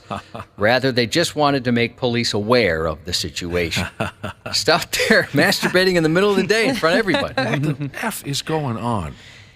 If anyone ever invites you to Jeremy Henwood Memorial Park in City Heights, California, you say no. A man was viciously attacked with a hammer there last Monday night. And it was the same park where just days before, some poor lady got scalped by a psycho with a sword. In the most recent incident, San Diego police were called about 11:05 p.m. following reports of an assault. They determined the victim was sleeping inside the tent in the park when 2 men approached him and an argument ensued. During the argument, the 2 men left the scene, then returned with a hammer and attacked the man in the tent. The attack comes after a woman was brutally attacked at the same park and sustained severe lacerations and separation of skull and scalp by a suspect who attacked her with a sword July 11th. San Diego police didn't comment on whether or not the 2 attacks were connected. That's absolutely awful. I think I will heed your warning. But, it's like, that's a dangerous park. Are they shooting people and stuff? No, they're scalping people with samurai swords and hitting with hammers. Little next level. I'd have to check the calendar and wonder what year I'm in. The Shaver Shuffle 5K is back next month, an annual benefit for the Randy Shaver Cancer Research Fund. Join them Saturday, August 5th at 9 a.m. in Plymouth, or you can sign up to run virtually any day of the month in August. All participants will be entered into a drawing for a pair of Apple AirPod Pros, along with prizes for winners in several categories. You can check out our website for more information and to register now through August 3rd. Not only is it a great cause, but I hear it's turned into kind of a hookup spot. It's like a in-person Tinder kind of a thing, Josh. Pretty much. Yeah. I think that was its intention from the beginning, and finally it's catching on. Much to the excitement of Nick, Jim Gaffigan's new stand-up special, Dark Pale, hits Prime Video today. Matt LeBlanc, Joey Tribbiani on Friends, 56 today. Old Joey from Friends. I'm a fan. Best of luck to Covered in Metal Jesus going in for some medical tests today. Happy birthday to Insulation Hauling Jesus, and that's 93X News. Minnesota Twins interview on the Half-Assed Morning Show. In other news, a pink eye epidemic is now sweeping the town of South Park. Thanks, Tom. Already more than half the townspeople here in South Park have been infected with the pink eye virus. Symptoms include a complete loss of heart functions, blood pressure, lung activity, and, of course, sticky, puffy eyes. Holy crap. What happened? You got pink eye? Were you giving each other butterfly kisses or something? Ha ha ha, very funny. That's not how you get pink eye. I have to go back to our discussion where blurred vision was kind of a hot topic, and here you see Willie Castro come in. Joey Gallo had good base running. To see those guys find a way to contribute, that was like that. Yeah, the pink eye can't hold these guys down. Hey, Randy Shaver. Morning. How's things? I don't have pink eye. Thank goodness. Yeah. That doesn't sound good. That is a good thing. I'm off to a good start. Randy, help us welcome back the Pimp. Oh. It's been weeks since we wrapped with our guest this morning, Dick Bremer. We were on vacation. He was on the West Coast. But today he's right here in town enjoying the Twins-Mariners series. Dick Bremer is back. Hello, Mr. Bremer. Let's cut to the chase. None of that actually happened. You just handed me a 3-week suspension. You handled it like a champ. You know the business well, don't you, Dick Bremer? Perfect gentleman. He knows the radio and television industry very well. We mask those certain little suspensions with cute rhetoric. You didn't catch pink eye, did you, Dick? I didn't, but you know how we, I think, all react. You hear of something like that, and when we were in the manager's office and he was telling us that, hey, Willie Castro's got pink eye and a couple of other guys have it as well, so I left the office and my eyes were itching, and I'm starting to wonder, I mean, knowing how contagious it is, whether I was going to have it. I, spent a lot of time in the clubhouse with the players, hotels, and all that. But no, thankfully, as far as I know, it's the epidemic, if you will, is coming past because both Willie Castro and Joey Gallo were in the lineup last night. Yeah. Okay. Good. You think you would have gutted it out like Bob Costas did back at the Olympics, or would you have just? I forgot about that. That's right. That was during the Olympics he had that. Yeah, I mean, I don't like to miss games, and if I had to wear sunglasses or whatever, I probably would have done that. But, yeah, it's, who cares about you or me, right? But imagine trying to hit a 95-mile-per-hour fastball with blurred vision. No. I learned a lot about pink eye yesterday when we were talking about the ball club, and I didn't know anything about it. Obviously, I'd heard of it, but I didn't realize the damage it can do. I mean, yeah, trying to look at a 90-some-mile-per-hour fastball, it'd be hopeless. Bob Costas was one hell of a deal, though. He looked, every time he went on television for the Olympics, he looked like he had been freshly maced by somebody. It's tough to look at. But he went for it. I mean, I'll give him all the credit in the world. Dick, thanks again for meeting me on Sunday and giving me a tour of the Twins broadcast area. That was really, really nice of you, and I appreciate it a lot. Well, I enjoyed giving you the tour and all that, and I could sense how nervous you were because of your duties at the ballpark that day, and I hope that, my tour didn't break your focus for throwing out the first pitch. No, that was all old age there, Dick Bremer. I did my best Mitch Williams imitation out there on the bump. I had my back to it. I was doing my pregame segment, and so I'm trying to focus on my job. And in the middle of my segment on the pregame show, I heard an audible gasp. Yes. And so I'm on camera, and I'm thinking, okay, now what happened? Did Max Kepler trip in the outfield running his sprints? Did a fan fall from the upper deck? What exactly happened? And turns out it was just your attempt at throwing the first pitch. A ridiculously wild delivery to home plate. Yes. I probably struck fear in the hearts of people sitting in the first 15 rows behind home plate. Thank God they extended those nets. He heard the gasp. Yeah, that sumbitch sailed in a big way. My arm just gave way on me, You know how it is when you get a little older, your mind and your body don't quite cooperate. But it was a real thrill to be out there on the field. Honestly, that was great to see. And by that time, I mean, we had a pretty good crowd on Sunday, and I'm guessing there were probably 25,000 witnesses to see it and tell their grandkids about it generations from now. Why wouldn't they, Dick Bremer? Why wouldn't they? Yeah, I mean, your vantage point was one thing that I'll never forget from touring your facilities, and all the old memorabilia you had up there was really cool. But your vantage point is the most perfect spot in the whole ballpark. But also when I was down on the field, kind of standing directly behind home plate, you don't have to be a kid to be in awe of that kind of a thing. You know what I'm saying?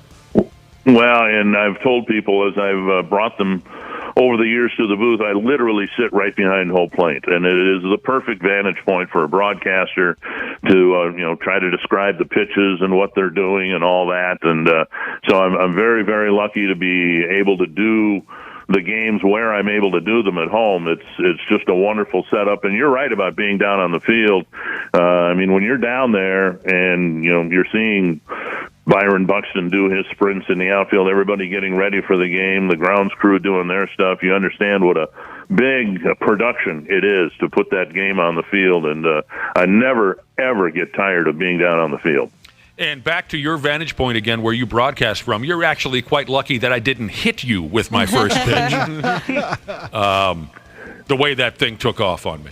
You're lucky. Well, from what I understand, I still haven't seen it. I've heard about it, but I understand it was actually closer to third base than home plate. I can't argue with that. Okay. Yeah. Back-to-back walk-off wins, huh, Dick Bremer? This is the type of baseball that we expected this team to play all year long, and why it didn't happen in the first half of the year, it's not even worth arguing, because this is, I think, the type of play that this team is capable of playing for an extended period of time. It's fun to watch. They went into the All-Star break in second place, a half game behind Cleveland, and now they got a 4-game lead. And if they keep it up, this is going to be a fun second half. 9-2 since the All-Star break, absolutely, and back-to-back walk-off wins. Last night, you know, if Colton Wong doesn't hit that dong, and I'm not trying to just show off my skills in rhyming, if Colton Wong doesn't hit that home run, you probably wrap up last night's broadcast after, 2 hours and 20 minutes or something like that? Yeah, and it's my fault, because I told Roy Smalley before the half inning we're not gonna need our headlights when we drive home tonight, because it looked like it was all going to be done in about 2 hours and 20 minutes, and it'd finish at 9 o'clock or whatever. But it's so rare when you give up a lead in the ninth inning that you end up persevering or whatever and pulling out a win anyway. Those things are just so deflating for the fans. You can imagine what it's like if you're Griffin Jacks or any of the players, and then to come back and tie it up and then win it again in extra innings. That was a lot of fun again last night at Target Field. That was great. They come back to win the game. Carlos Correa gets the game-winning single, and they win 4-3 over Seattle to start that series. Yeah, that was great. To come back in the bottom of the ninth. Well, yeah, come back in the bottom of the ninth, eventually win it in the 10th. Kenta Maeda, I've mentioned many times how much I enjoy watching that guy pitch. He's so crafty, and I'm so happy that he's doing so well lately. Yep. He had one weird start against, I think it was Oakland. Yeah. 3 innings, 3 runs, a lot of pitches, and they got him out of there. But other than that, since he's come off the injured list, he's looked every bit as good as he did when he was second in the Cy Young voting in 2020. This starting rotation, which was so good in the first half of the year, they've individually had a little bit of a hiccup here or there, but this still is a really good starting rotation. They've got guys, down in the minor leagues in St. Paul that would be starting for just about every other team in baseball. Louis Varland's down there. He's doing well. And former Cy Young Award winner, not Mark Burley. Dallas Keuchel. Dallas Keuchel, thank you. Yes. Yep. Dallas Keuchel's been pitching really well down there, too. And so we may see those guys eventually, but right now the starting 5 for the Twins, it's just been really, really good. And the bullpen, which took a few shots early in the season, it's been really good too. And the bullpen right now matches up awfully well with among the best in the game.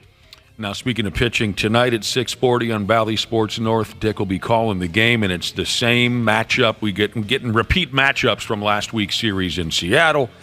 Pablo Lopez and George Kirby, who was very good. George Kirby was very good last time around. And Pablo was good, too, against Seattle, but Kirby was pretty tough to hit. So, yeah, we had the series, 4-game series in Seattle last week, and then the matchup this week at Target Field, and then we won't see the Mariners again unless maybe both teams make the playoffs. You got a 5-gallon Home Depot bucket full of talcum for your next couple of broadcasts, Dick Bremer? Oh, my gosh. Yeah, it's going to be hot tonight, but nothing compared to what it's going to be like in Kansas City and St. Louis. That's the next road trip. And in late July, early August, we know what it's like there, and the temps. We're we're supposed to have, well, we will have an off day in Kansas City and an off day in St. Louis, and in each case it's supposed to be over 100 degrees. Oh. So Kansas City gets so during rough. the off day, I think I'll just sit in the hotel room and keep moving the thermostat down. Yeah, I know we were talking about Bob Costas a few minutes ago. That reminds me, Ichiro told Bob Costas all we need to know about August in Kansas City a few years ago, didn't he?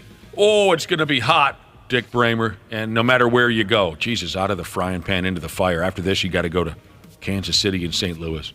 Woo. And Kansas City, the Sunday game is a day game, and then in St. Louis we have an off day Monday, and the Thursday game is, actually no, I think the all three games in St. Louis are night games. I don't know if that's going to help or not, but it's going to seem a little bit cooler not having the sun beating on the field. I'll be. Alex Kirilloff is the American League Player of the Week for the first time in his career. He tore it up last week. He had a great week, and Eddie Julian probably got some votes as well, but Kirilloff really showing why so much has been expected of him. The injuries the last couple of years to the wrist and the surgery that he had done, which is still peculiar. When we were in Detroit, I had the pleasure of introducing Alex to Kirk Gibson, who had that same surgery done over 40 years ago. Jesus.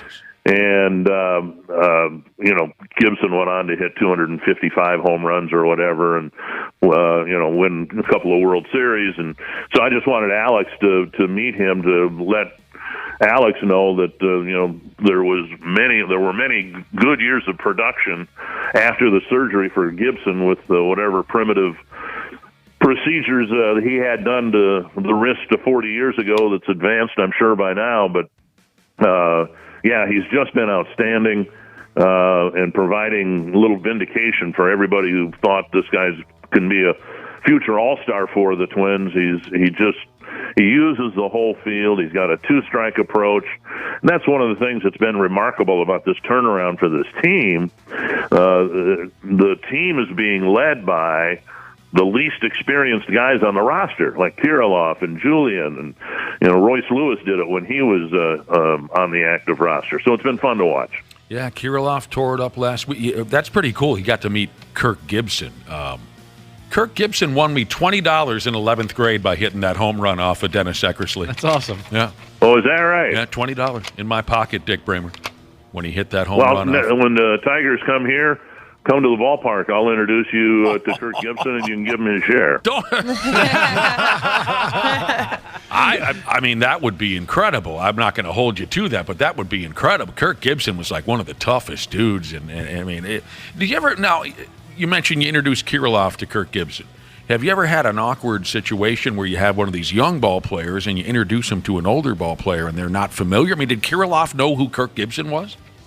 Oh, yeah, absolutely. Yeah, and I think every once in a while there'll be a player that's so locked into his own old world or own world that they might not know some of the great players of the past. But I think in baseball there's more attention paid to the history of the game than maybe in other sports. That's a good point. I don't know that that's true, but it just seems that way since I'm around. And I think the great players or the current players are very well aware of the great players of the past. Mm-hmm. So Gibson does the Tigers television or radio, is it, Gibson? He does TV, and he doesn't do a full schedule, and he's been dealing with Parkinson's the last few years. He doesn't do a lot of traveling, but actually I asked Kirk last year about his procedure when Alex had his done, and so Kirk remembered that and reached out to me and said, "Hey, I'd like to meet this Kirilloff kid."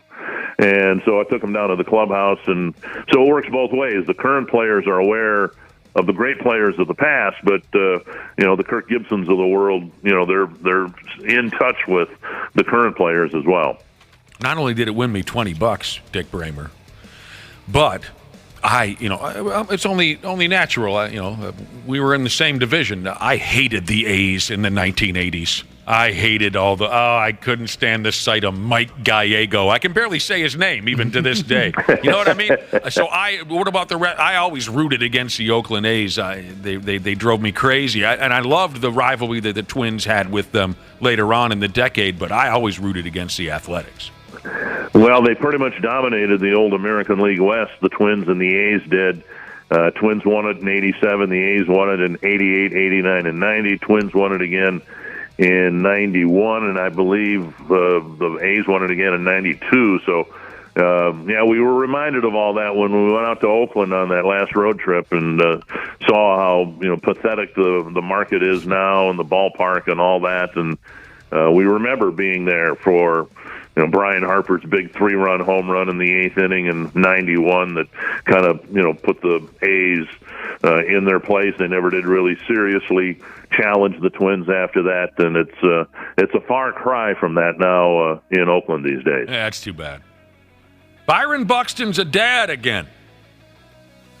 He went on paternity leave. So are we not going to see him this series, Dick Bremer? They give him like 2-3 days off?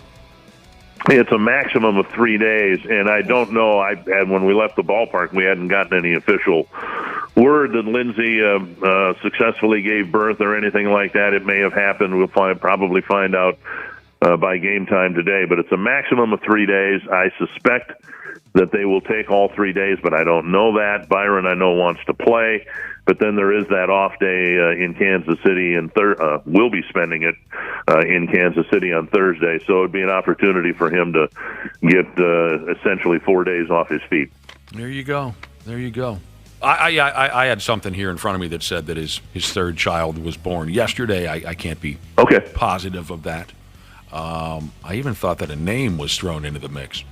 Well, I talked with Lindsay when I left the ballpark the other day, and I lobbied hard for Richard. And I don't like the chances. As I've said on the telecast, Richard is pretty much a dead name, and it's unfortunate because it's a good name. Personally, I blame Nixon, but no one names their children their sons Richard anymore. Well, they're not lining up for Randall anymore, are they? No, they are not. Which is a shame, really, when you think about it. You like it? You think that should be more prominent? Well, sure. I know a guy named Eugene, and his children have had multiple children, his grandchildren, and he's still upset that no boys were named Eugene after him, and he's also upset that none of his granddaughters have been named Eugenia.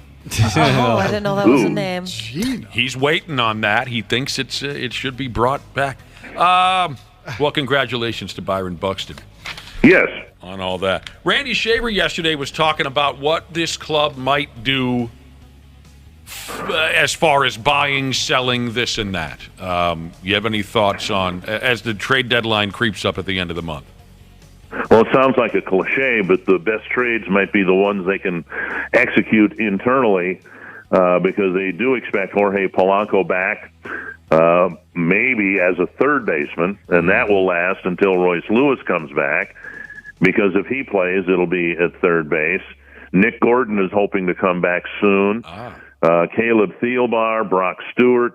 They've got enough players on the injured list to significantly change the roster, and I don't know, given the run that they've been on since the All-Star break, that you're going to want to tinker too much with the guys in that clubhouse. That's always a risk, regardless of how good the incoming player is. You add a player, then somebody's got to go, and clubhouses are pretty tight, particularly when they're winning. And so I don't know, frankly, how active the Twins are going to be, simply because they've got some really good players coming back off the injured list. Do you feel like there's a weakness, though, with this team right now, where if they were to make a deal, could strengthen an area of this team? I think every team in baseball could be helped by adding another left-handed reliever. And the Twins have been playing a good chunk of the season with just Giovanni Moran because Thielbar's been hurt with first the oblique injury, then the re-injury. But Caleb's going to pitch, I think, today for St. Paul an inning. And they'll have to prove that, everything is fine. The deadline's coming up soon. So the Twins, who played a good chunk of the season with only one left-handed reliever, hope to get Thielbar back, but that still wouldn't keep them from bringing somebody else in maybe a seasoned veteran guy who throws from the left side who can be a weapon in the late innings. But again, you add somebody to the bullpen right now, and I'm not so sure the Twins, since the All-Star break, haven't had the best bullpen in the American League. The bullpen's been great. Dick Bremer, could Dallas Keuchel be that lefty out of the bullpen that joins Thielbar and Moran? He could, but that would be in a long relief role. And, Dallas, when he won the Cy Young Award and all through his career, he's been trained as a starting pitcher. Right. And that's how they have him pitching right now in St. Paul as a starting pitcher. So that is a possibility, but not likely, I wouldn't think. All right. I was looking at a website called The Athletic. They noted that for the first time in a long time, adding starting pitching isn't a priority for the Twins at the trade deadline. and that's so nice, like we discussed already. Yeah.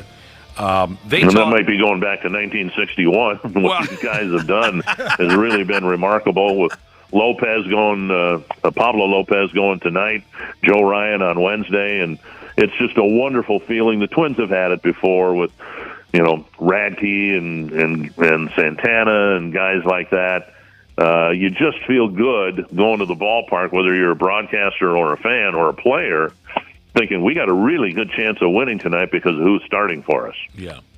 The website goes on to talk about some bats that could be added. And, just tell me what you think, if these are guys you'd be excited about if, in fact, some kind of a deal was made. They talk about guys like, some of these guys are, Paul Goldschmidt, wasn't he the damn MVP last year? Right. Then where are you going to play Alex Kirilloff? Well, they mention here Alex Kirilloff could be moved to left field. Okay. They've got all the answers here, Dick Bremer. Cody Bellinger is brought up.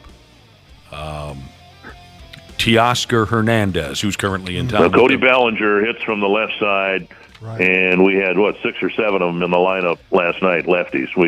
We've got just about every left-handed hitting outfielder in Major League Baseball, and they all played last night. You're right. They note that in the story. They only recommended one lefty throughout this entire article, and it was Bellinger. Other than that, it's all righties. Bellinger has certainly made he may be the comeback player of the year in baseball, considering how bad he was with the Dodgers before he left. He's really found himself with the Cubs. Mm-hmm. Oh, they mention Jaime Candelario, I hope. Very good third baseman with Washington. Lane Thomas, Tyler O'Neill, Hunter Renfroe, Tommy Pham. Andrew McCutcheon's name comes into the mix. Who knows? Well, the one vulnerability that they've shown from, pretty consistently is they have struggled against left-handed pitching. So that's where all that comes from. If they add a position player, I'm pretty sure it would be somebody hitting from the right side of the plate. Mm-hmm. You're not going to get, Jorge Lopez is not going to go to St. Louis to get Arenado over here. As nice as those names are, it would come at a cost. And I don't know, what the Twins have to offer other than maybe a left-handed hitting outfielder. Right. By the way, some listeners want to know, since it has been a long time since we talked, and you did make a trip to Oakland. Did you see the Possum family? Did they give you any trouble while you were in Oakland? No, they said that they were there. The Possum were there. At least one was there about a month beforehand, but we saw no evidence of it at all. So we're relieved for that. Okay, good. One other list that I looked at here recently, Dick Bremer, a website called Yard Barker. I thought this was nice. They discussed the best switch hitters of all time. Who do the Twins have for switch hitting? They've got Polanco. They've got Castro. Is that it? Willie Castro, right? Yeah, and Polanco. That's it for switch hitters. They talk about the greatest switch hitters of all time. Do any names come to mind right away for either one of you? Eddie Murray, Chipper Jones are probably the best I ever saw. Dude, yeah, those are good. I didn't see Mickey Mantle, but he'd be on that list. Yep. Randy Shaver. I was going to say Eddie Murray, so that, to me, when you got a guy that hit 500 plus home runs and he's a switch hitter, that's pretty good. Didn't Eddie Murray get his 3,000 hit at the old Metrodome? Yes, he did. Yeah. I believe I was at that game. I was there for Winfield. I was there for, he was playing for Cleveland at the time. Yeah, I was at that game. Number one is Mickey Mantle on this list for greatest switch hitters of all time. I'll give you the top 10 and then a nice little cute side note. Number 10, Reggie Smith, L.A. Dodgers. Oh, sure.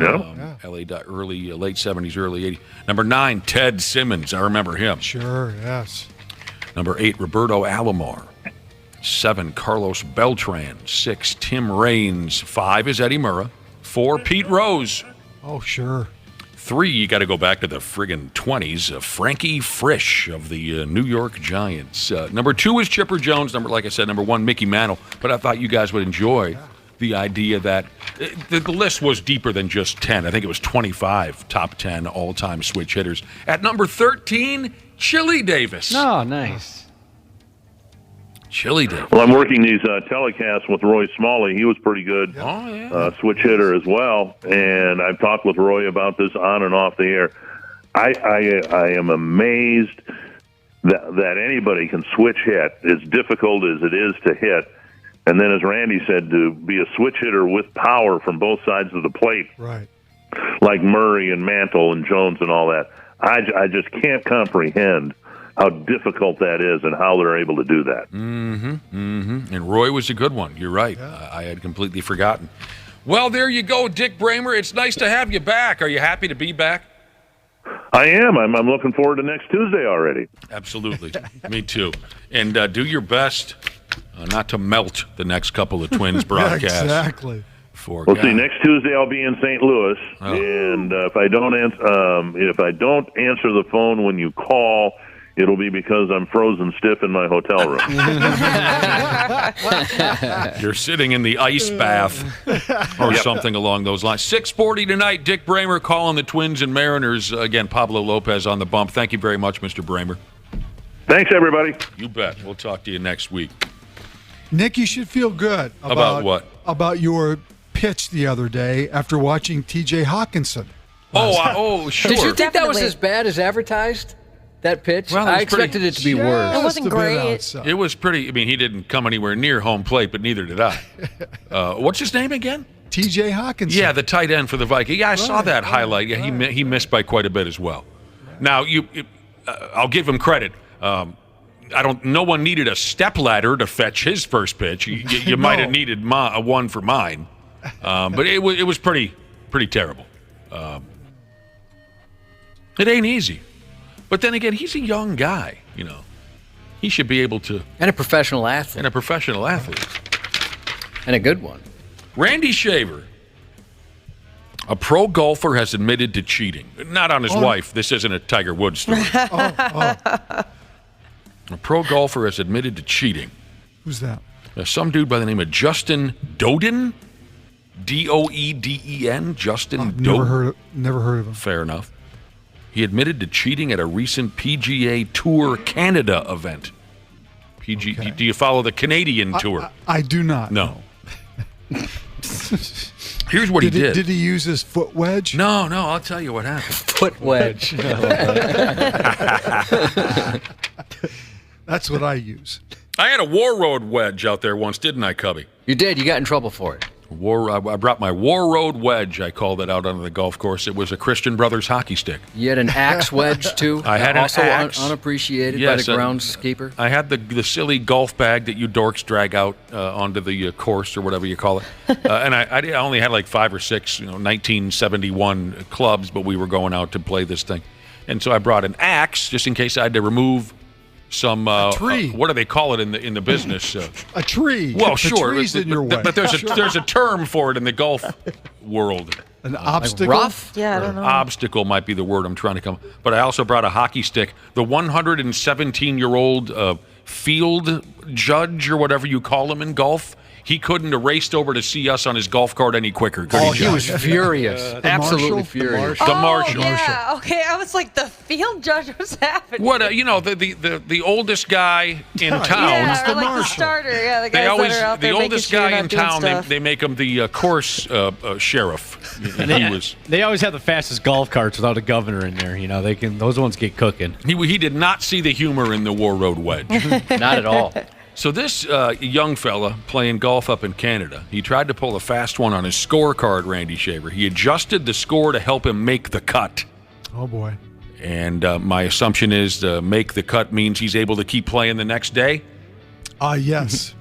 He says last Friday, this Justin Doden, he double bogeyed on the 18th green, but rather than write down a 7 on the scorecard, he wrote down the number 5.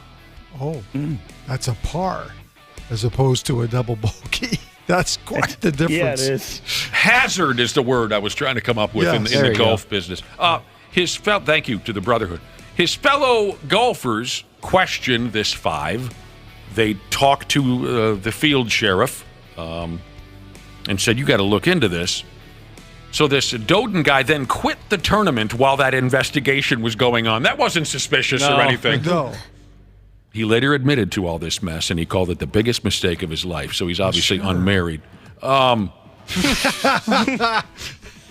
Now, what do you think, Randy, as a golf fan? Fans were split on how to react to this guy's apology on social media. Some commended him for coming clean. Others are pissed, and they're questioning whether this was the first time he cheated at an event. I think that's I doubt it is. Yeah, my reaction would be the second reaction. Wondering if he's done that before.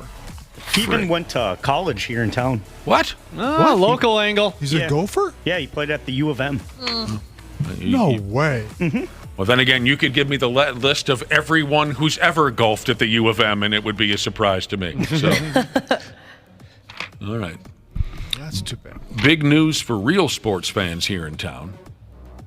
Word is the city of Minneapolis is the, quote, leading candidate for WrestleMania in 2025. About time. Yeah. That's one of the selling points of us building that big old stadium. Was there? They had talk about holding events like WrestleMania. They specifically mentioned that. They did. You're right. Yep. Hell yeah, they did. Yeah. We want our WrestleMania. Yeah. You can't say WrestleMania and then just walk away from it. Oh, they'll forget about it. I was like, no, you can't tear down the Metrodome. And then they said WrestleMania. I said, okay, now we can talk. Yeah, okay. We'll start some conversations now. I wish that the event wasn't 4 days long with 128 matches. I enjoyed WrestleMania when it was 2 hours.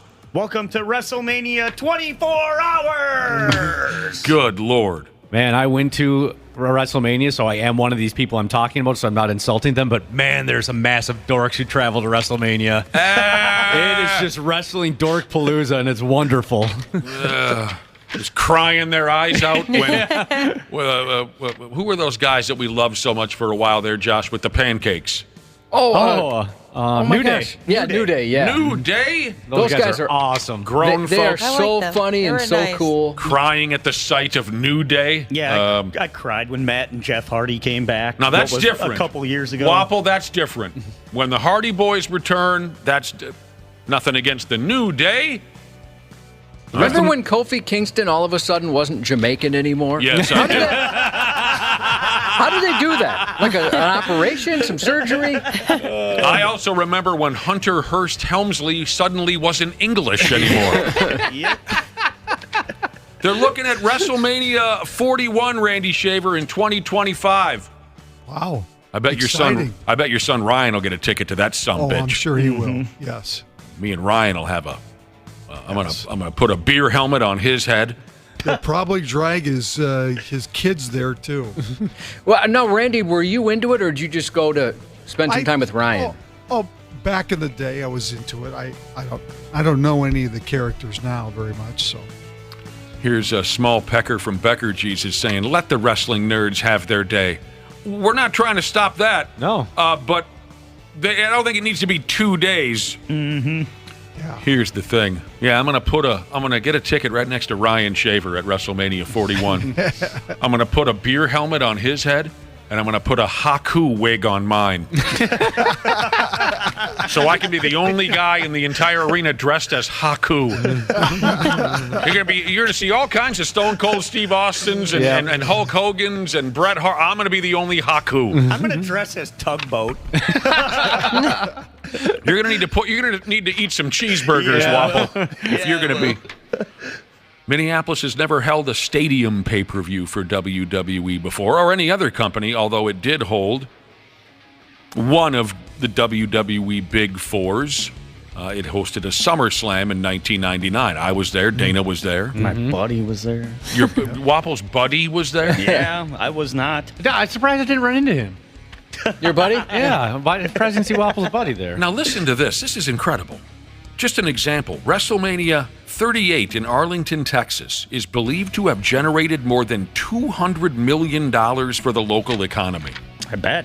Because, I mean, indie wrestling, they take over that whole week, wherever WrestleMania is. And every single bar you go to, you can find a wrestling match that day or night. Listen to this. You're right, Wapple. Listen to this. Hoosier Jesus. I was at WrestleMania 8, 22, and 25, and the 2009 Hall of Fame induction to see Stone Cold inducted. Dude.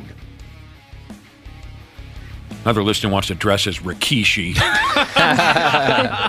Wants to dump some stink face gimmicks on. Oh, man. Yeah, can you imagine getting the stink face from a guy that size? Ooh-wee.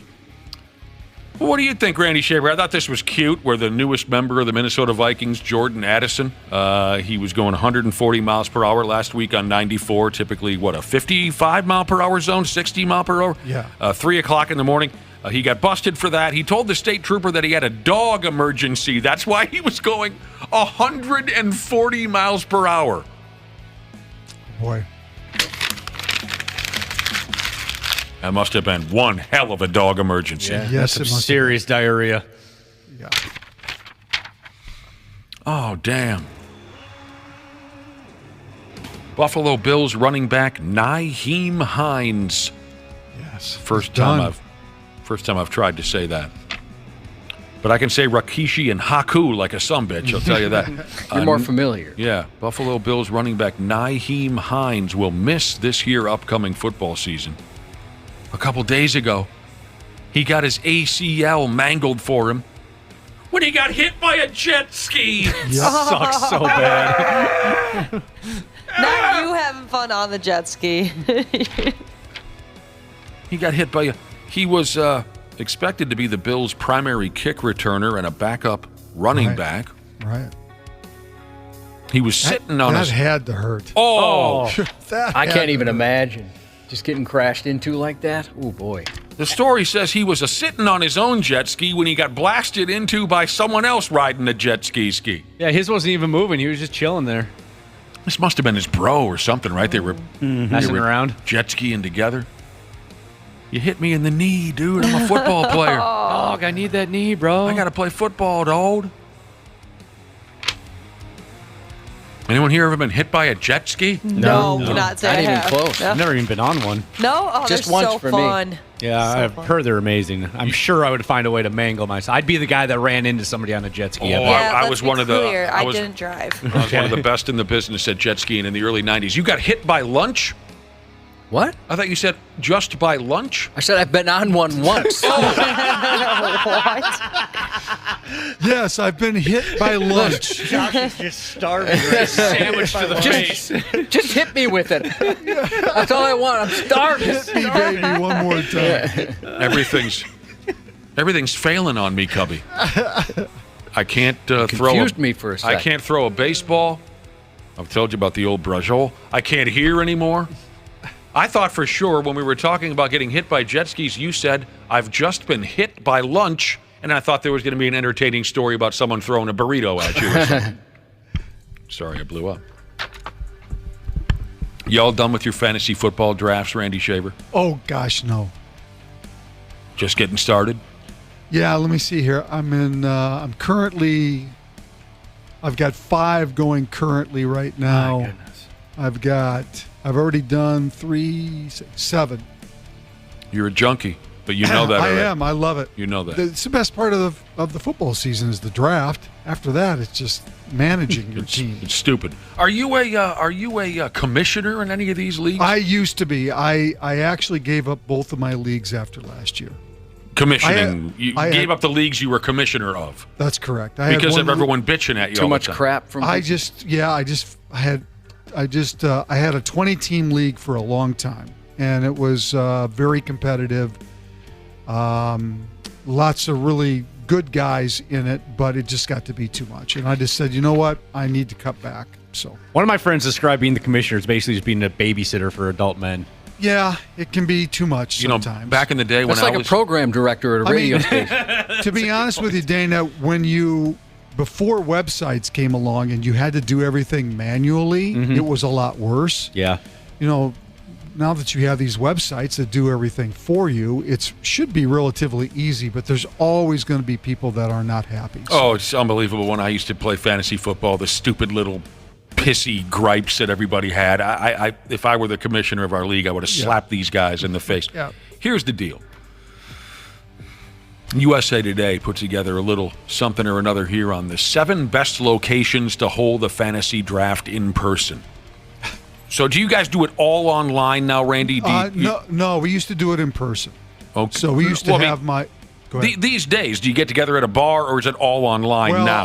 I do everything online now. Okay. You don't have a big party anymore. And I don't know any of the people that I'm playing against, which is better too. Oh, yeah. I see. So you're just straight up... I didn't know they did that. I just assumed it was all you can go on websites. I go on a website where I don't know who the people are that I'm playing against, and it's fine. It's better that way. So, all right.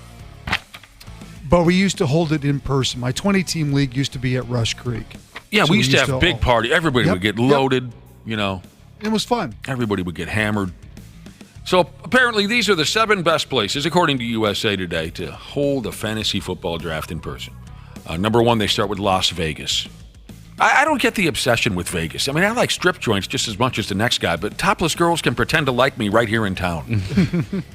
Well, Vegas does host a lot of big money fantasy leagues. So okay, and I know the gambling. Of course, the game. You go play some bets, you play some cards. I guess it's just not that much of a draw for me. I don't get Vegas, but they say here, is this not the ultimate dream? A Las Vegas getaway with all your close friends and the one dude who you would probably never talk to again if they weren't still in your league. Yeah, that would be fun. There are a number of ways to draft in Vegas, from renting a conference room to booking a suite overlooking the Strip.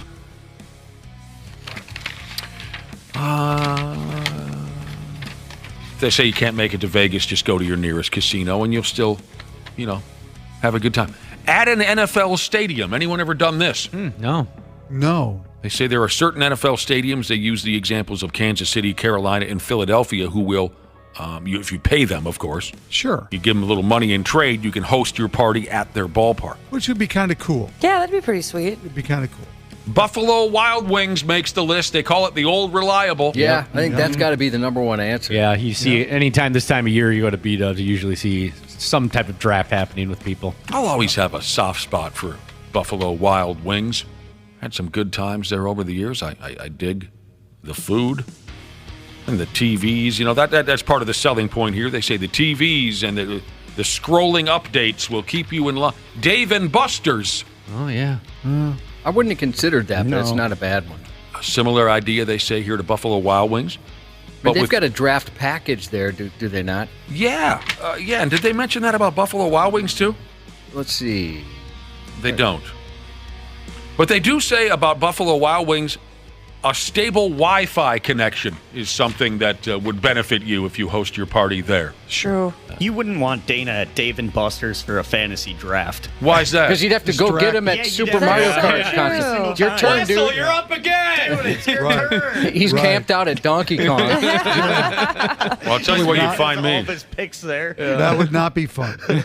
You would find me at the Pop-A-Shot. Oh, sure. If ever I end up at one of those joints, I will spend all of my money every last dime on friggin' Pop-A-Shot, and I have one in my house. But yet I'm still so drawn to it. It's addicting. Pop-A-Shot basketball for me, every day. And I'm creeping up on 52 years old. Dave & Buster's. They offer a fantasy draft package, like you said, Josh. So does Top Golf. I love Top Golf. Top Golf would be fun, but again, I don't know how you do the draft when everybody's trying to golf. Playing Angry Birds golf. Well, you wait until the draft is over and you play golf. Yeah. Oh, you do the draft and you go golfing? Yep. I would just rather go to a bar. It's so spendy. What is spendy? Top Golf can be really expensive. Oh. Yeah, Top Golf is great when it's on somebody else's tab. It is so fun, though, yeah. Mm-hmm. By the way, years ago, I did a couple of bar gigs at Dave & Buster's. You could have fired a cannon. Oh, really? I've never seen it not busy. And not harmed anybody. I've never seen it not pretty slammed. They go old school here on this list of the best places to have your fantasy draft at a league member's house. And the most interesting one to me, at a public park. Yeah, I've never heard of that. What? Why? A dog takes a leak on your leg. A homeless person. I had lunch thrown at me once at a public park. Spotty Wi-Fi connection. Well, they say the challenge here is to do it old school. You don't let anyone bring their computers. You see, Bust out the magazines. Yeah, you see who really did their homework. Sure. So there you go. Fantasy football and all that, Randy Shape. Man. How many leagues again? Too many. Too many. 20? By the time I'm done, I'll be in that range probably. Wow. With the amount of leagues you're in, is it just so you can have completely different teams? You like the variety? You know what, Josh? It just keeps me engaged, and to be honest with you, and I've said this before, it keeps you informed. That's true. You know, as weird as it sounds, it's the truth. I know who players are because of this. I mean, I couldn't even tell you how many baseball teams I have, but I love baseball, and I love fantasy baseball because it keeps me engaged to know who is who. You're absolutely right. And if I didn't do that, I wouldn't know who is who. So I have friends too where they'll name the backup tight end for the Browns. I'm like, how the hell do you know that? Exactly. And then they say fantasy. It's absolutely a fact because ever since I stopped playing fantasy football, I don't know who anybody is anymore, and I'm fine with that. But you're right; it makes a big difference. You're constantly researching these guys' names and what they do, and this and that. Sports video games help with that too. Oh, sure. They definitely help with that. Yeah. So there you go. Randy, get on out of here, and we'll talk to you tomorrow morning at 7:30. I'll be on the phone the next 2 days. That's okay. I'm on the road. I'll tell you where tomorrow. It's a secret. Oh, exciting. I like when you have these little surprises. Okay, we'll talk to you on the telephone tomorrow. See ya. Bye, Randy. We'll be back on the program here shortly. You're listening to the radio. The 93X Half-Assed Morning Show. CJ Ham for Standard Heating and Air Conditioning. When I'm on the field, I can take anything. But at home with my family, we like everything to be comfortable. That's why I trust the pros at Standard. They've been keeping Minnesotans like me comfortable for over 90 years. Is your cooling system making strange noises or not cooling properly? Don't wait for an AC breakdown this summer. Get a free in-home estimate with Standard Heating and Air Conditioning. Schedule your appointment today at standardheating.com. Are you currently enjoying the show on the Stitcher app? Then you need to know Stitcher is going away on August 29th. Yep, going away, as in kaput, gone, dead. Rest in peace, Stitcher, and thanks for 15 years of service to the podcast community. So switch to another podcast app and follow this show there. Apple, Spotify, or wherever you listen. The 93X Half-Assed Morning Show. What in the actual are you guys doing? On 93X. I hear you. We're back, and thanks for being there for us here on the 93X Half-Assed Morning Show. You know, earlier we were talking about toys because Barbie, the Barbie doll movie, is going so mental. We had a conversation about toys. The most popular toys in America year by year. We covered damn near everything, all the way from 1960 all the way to today. And I thought it'd be fun to look up, you know, we talked about all the kid stuff. I thought we could, get filthy later on in the day. I did my best to look up the top-selling adult sex toys in America year by year, or even in the last few years. I found some information, but it wasn't terribly interesting because it was just all vibrators. Yeah, there was not a lot of variety on the list that I was able to find. Vibrators are selling like you would have never dreamed. Some of the names of those are pretty fun. They got some cute names. I did bump into some interesting stuff, but I mean, that's about all you need to know if you were curious. What sex toys are selling is the word I was looking for. If there was a top 100, I would say from what I researched this morning, the top 60, I bet, out of that 100 are all vibrators. Man, Makes sense. I mean, I don't know what else you do, really. I mean, where do you go with some of that?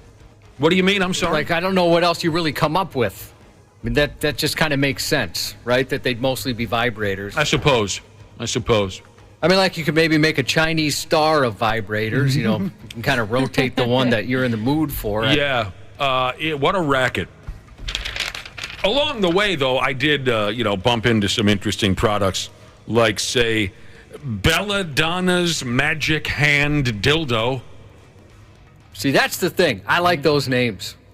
Now, Ashley's the only other real confirmed porn enthusiast here on the program, other than myself. Are you familiar with Belladonna?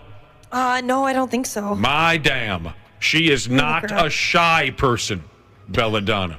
She will try just about anything. So, most dildos are shaped like a penis. In this case, it's shaped like Belladonna's hand. Never got into her.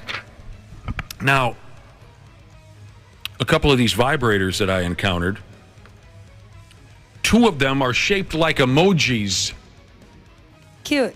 Yeah, you guys are all emoji senders. I wonder what emojis it could be. Well, I'll tell you what. The ones that I found, the pickle emoji baiter. So I know nothing about emojis. You guys have to help me out. The pickle emoji is what it's shaped like, what it looks like. I've never used the pickle one. I didn't know there was a pickle. And they're also... Are you sure it's not the eggplant? No, it's a pickle. Oh, yeah, I'm not familiar with that one. And the emoji baiter chickie vibrator. It's shaped like a little chickadee, a little chickie. That would make sense. There's that. But yeah, I just looked it up. I can't find a pickle emoji. Still to this day, the strangest sex toy I've ever seen is the baldo. Yeah, that is weird. That leaves a mark. I don't even get that one still. What leaves a mark? The baldo. You don't forget about that kind of sex toy. No, you don't. Yeah. No, you don't. And we bought one, or one of them. I bought you one. You bought me one. It's so strange, the baldo, that I was afraid to put it on. I wouldn't. Yeah, I'm with you. Yeah. I really thought I would. I couldn't do it. Once I took it out of the packaging, I looked at it and said, "This is probably going to take a year off my life if I wear this." It just. I think you'd feel pretty silly with your partner. It looks very putting dangerous. Something like that on. Oh, even the chindo. Childo. Yeah, the childo. That's what it is. Childo. That's pretty weird too, Wapple. But you don't seem to be bothered by it whatsoever. No, I love it. Oh, you have one, or you just like it? My girlfriend has it. Does she really? No. Oh. All right. So sorry. I wanted to, make this particular conversation all about the top sex toys, but all we'd be doing is just rattling through vibrator after vibrator after vibrator. They're just kind of wish I would have gotten involved in that business. You and I, Cubby, we'd be living high on a hill somewhere. I think there's some money in it right now. All right, tell me about Hinge. I know I've heard that said out loud. Hinge, a dating site. It's a dating app. Who here knows anything about Hinge? That's where I met my current boyfriend. On Hinge. Did you not meet your girlfriend on Hinge? Bumble. Dana? Oh, Bumble. Mm-hmm. Bumble. That's the one where after you match, the guy can't message the woman until she messages first. I hated that. That's too much the hook on that pressure one. on me. Oh, it was? I was like, I don't have time to do this. Time to send a message. Now, you chose to be on that particular app, correct? Yeah, I wasn't on that one for very long. Yeah. Which one was taking up too much of your time? Bumble. The Bumble. I was actually I was very close to deleting Hinge too, because I just, after a couple months of using the dating apps and stuff, I was like, all right, this isn't good. God, I'm getting out of hand kind of vibe. So you're close to deleting it. Yeah. God, Jeremy was so close to being safe. He's so close. Well, tell me what you think about this here by damn. A woman who was hanging around on Hinge, made a match, and went out on a date or two. And she said everything was going well until the guy, her date, asked to pop one of her pimples. Ew. Oh, I've never heard of that from a guy being the one to want to do that. Usually it's the girls that want to do that kind of stuff. Yeah, that's a good point. I think of the people I know who really like that, it's girls. Yeah. Yeah, I'd let them. I mean, there was recently a study, though, that said half of people like doing that. 18% of people love doing that for other people. Love doing it. That okay. is popping pimples for other I folks. would put it on like. That is so far beyond anything that I would ever consider doing. Popping someone else. I would rather I would rather put the Baldo on right now and wear it till the smooth end of the week than pop someone else's pimple. But I know that they're out there, and there's that friggin' television show, which I absolutely will never watch.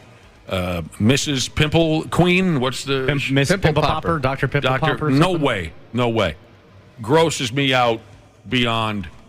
I wonder if she'd be as popular if she wasn't so attractive. Absolutely not. I mean, people. Definitely not. I know people like the show, but that's got to be a big appeal, right? It's the first thing most of the fans of her program tell me.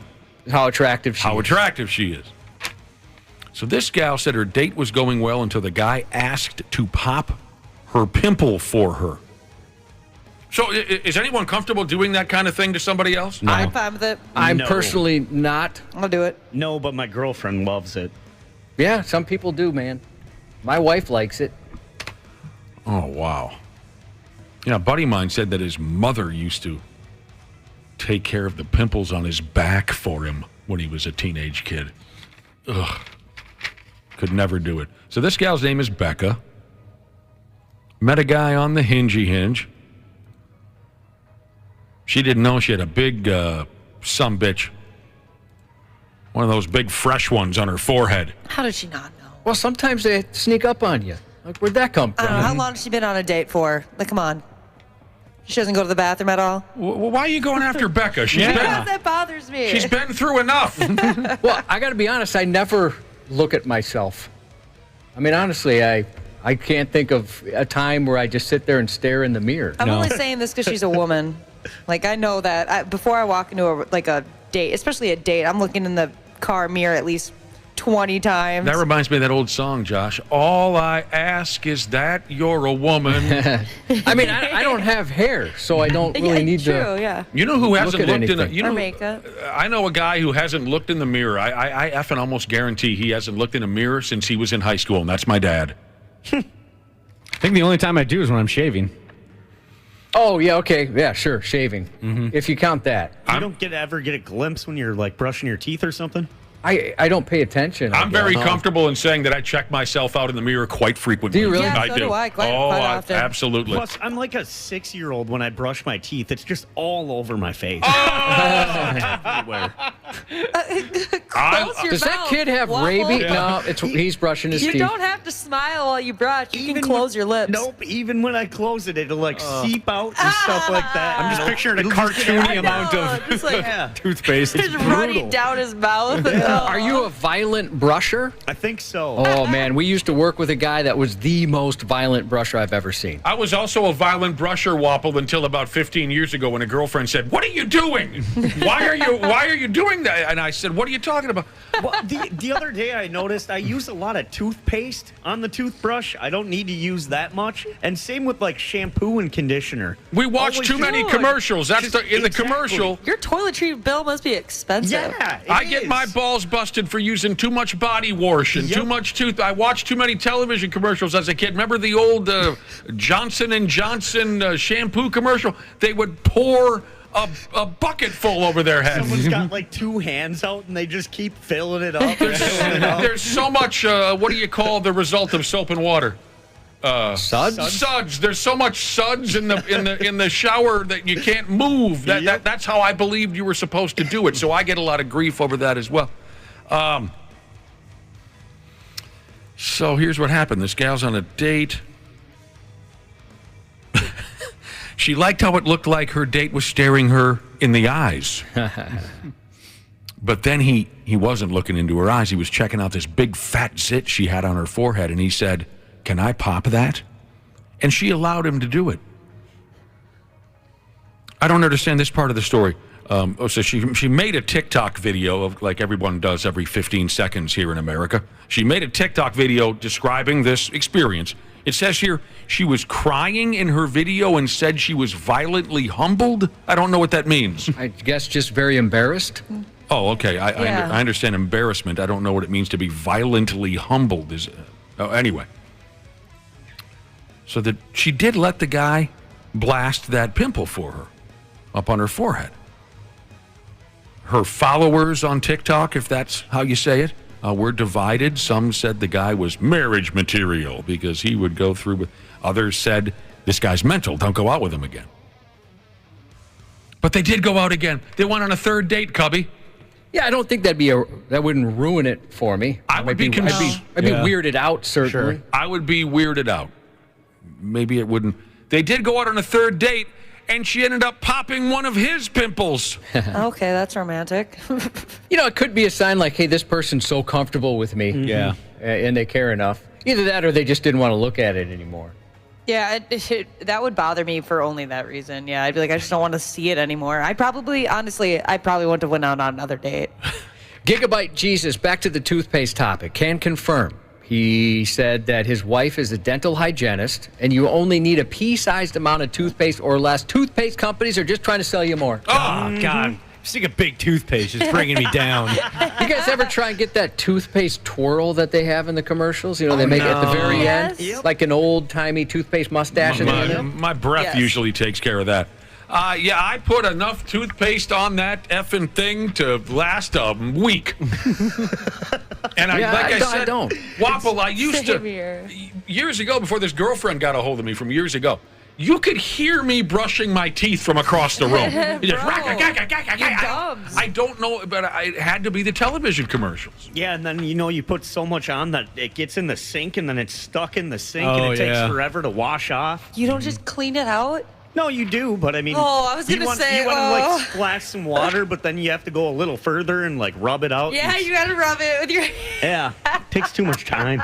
I lived with a woman once, and she was like, she eventually just goes, do you get any of the toothpaste in your mouth? How is it just oh, dude, that would make me sink? crack. And I just leave it there. Oh. We had, when we moved into our house, all of a sudden the sinks in the bathroom were backing up. And I tried everything, right? Mm-hmm. And the Drano, I bought one of the snakes, everything. And so finally we called Roto-Rooter, and the guy came out, and he's like, yeah, it's crusted toothpaste from the people that lived here before, 20-some years of toothpaste. He said they definitely had an issue before, but, they got it going, and here we are. That's awesome. I didn't know that could happen. Me either. I didn't either. I always thought it was just hair. Right. Well, yeah, exactly. Yeah. So he took out our drain plugs and put in these little, basically colanders in there. And oh, yeah. That we haven't had that issue since. All right, to close out on this pimple-popping couple, they're not seeing each other anymore. They remain friends. That's too bad. But they mutually decided that they weren't meant for each other. Well, they'll always have that, won't they? And by the way, someone included a picture of this gal. I don't believe that.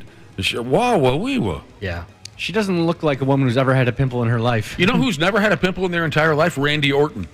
I've heard him say that before. Yeah. Hey, this is cool. The XL Energy Center just announced this coming September, Dave Chappelle he's doing a 12-stop tour, which features the X. September 23rd. Tickets go on sale tomorrow. For a pre-sale, and then general sale starts on Thursday. Never saw it. I've never seen him live. That'd be great. That'd be awesome. Has anybody here seen him live? No. Nick just said he I would hasn't. love to. Yeah, that'd be awesome. No, that would be wonderful. He's going to do an arena tour. Yeah, 12 stops, and St. Paul being one of them. Very cool. Shit. And the last time I saw him on TV, he looked ripped. Yes. Yeah, he's gotten pretty yoked, as the kids say. Word? Yeah. I mean, I'm not talking carrot top, but he's put together. Dave, well, that's cool news. You don't want to, before we go, we got to get going here shortly. You want to know what happiness is? What's happiness? Happiness is a canceled Zoom meeting. In the last few years, people really can understand what you're saying. Uh-huh. I just got some... I thought your head was going to hit the ceiling when you heard that news. I felt the happiness for you. I was just informed that a Zoom meeting has been canceled. All right. You kind of look like the big floppy guy outside of a car dealership with your hands running around. Yeah, you were pretty pumped. I had my arms up over my head. I'd never do that. We were talking hygiene, this and that. Brushing your yap and popping your zits. It's gross. It all started We were reading a story about a pimple popper. Lady goes out on a date, and her date wants to pop her pimples for her. And then they went out on another date, and she popped his pimples for him. I don't get it. I don't care who you are. That's your problem. I'm not coming anywhere near your friggin' zits. But we got on a little conversation about that kind of thing. Who is this? Northside Front Load Jesus says he and his girlfriend both prune each other all the time. Well, yeah, we mentioned some people love it. Yeah, they do. They really like it. Zits is how you say it, are taken care of immediately. Another listener says he dated a woman who wanted to eat. No, he didn't. No. She wanted to eat his scabs. No, please tell me that's not true. That's messed up. His scabs. She wanted to eat them. Num, num, num, num, num. That's kind of... That's kind of gross. Yeah. I'm going to go ahead and not do that. And then remember how, on a side note, we also talked a little bit about dildos? Yep. Yeah. One of our listeners, 64C10 Jesus. He said his ex-girlfriend's favorite dildo was the UPS guy.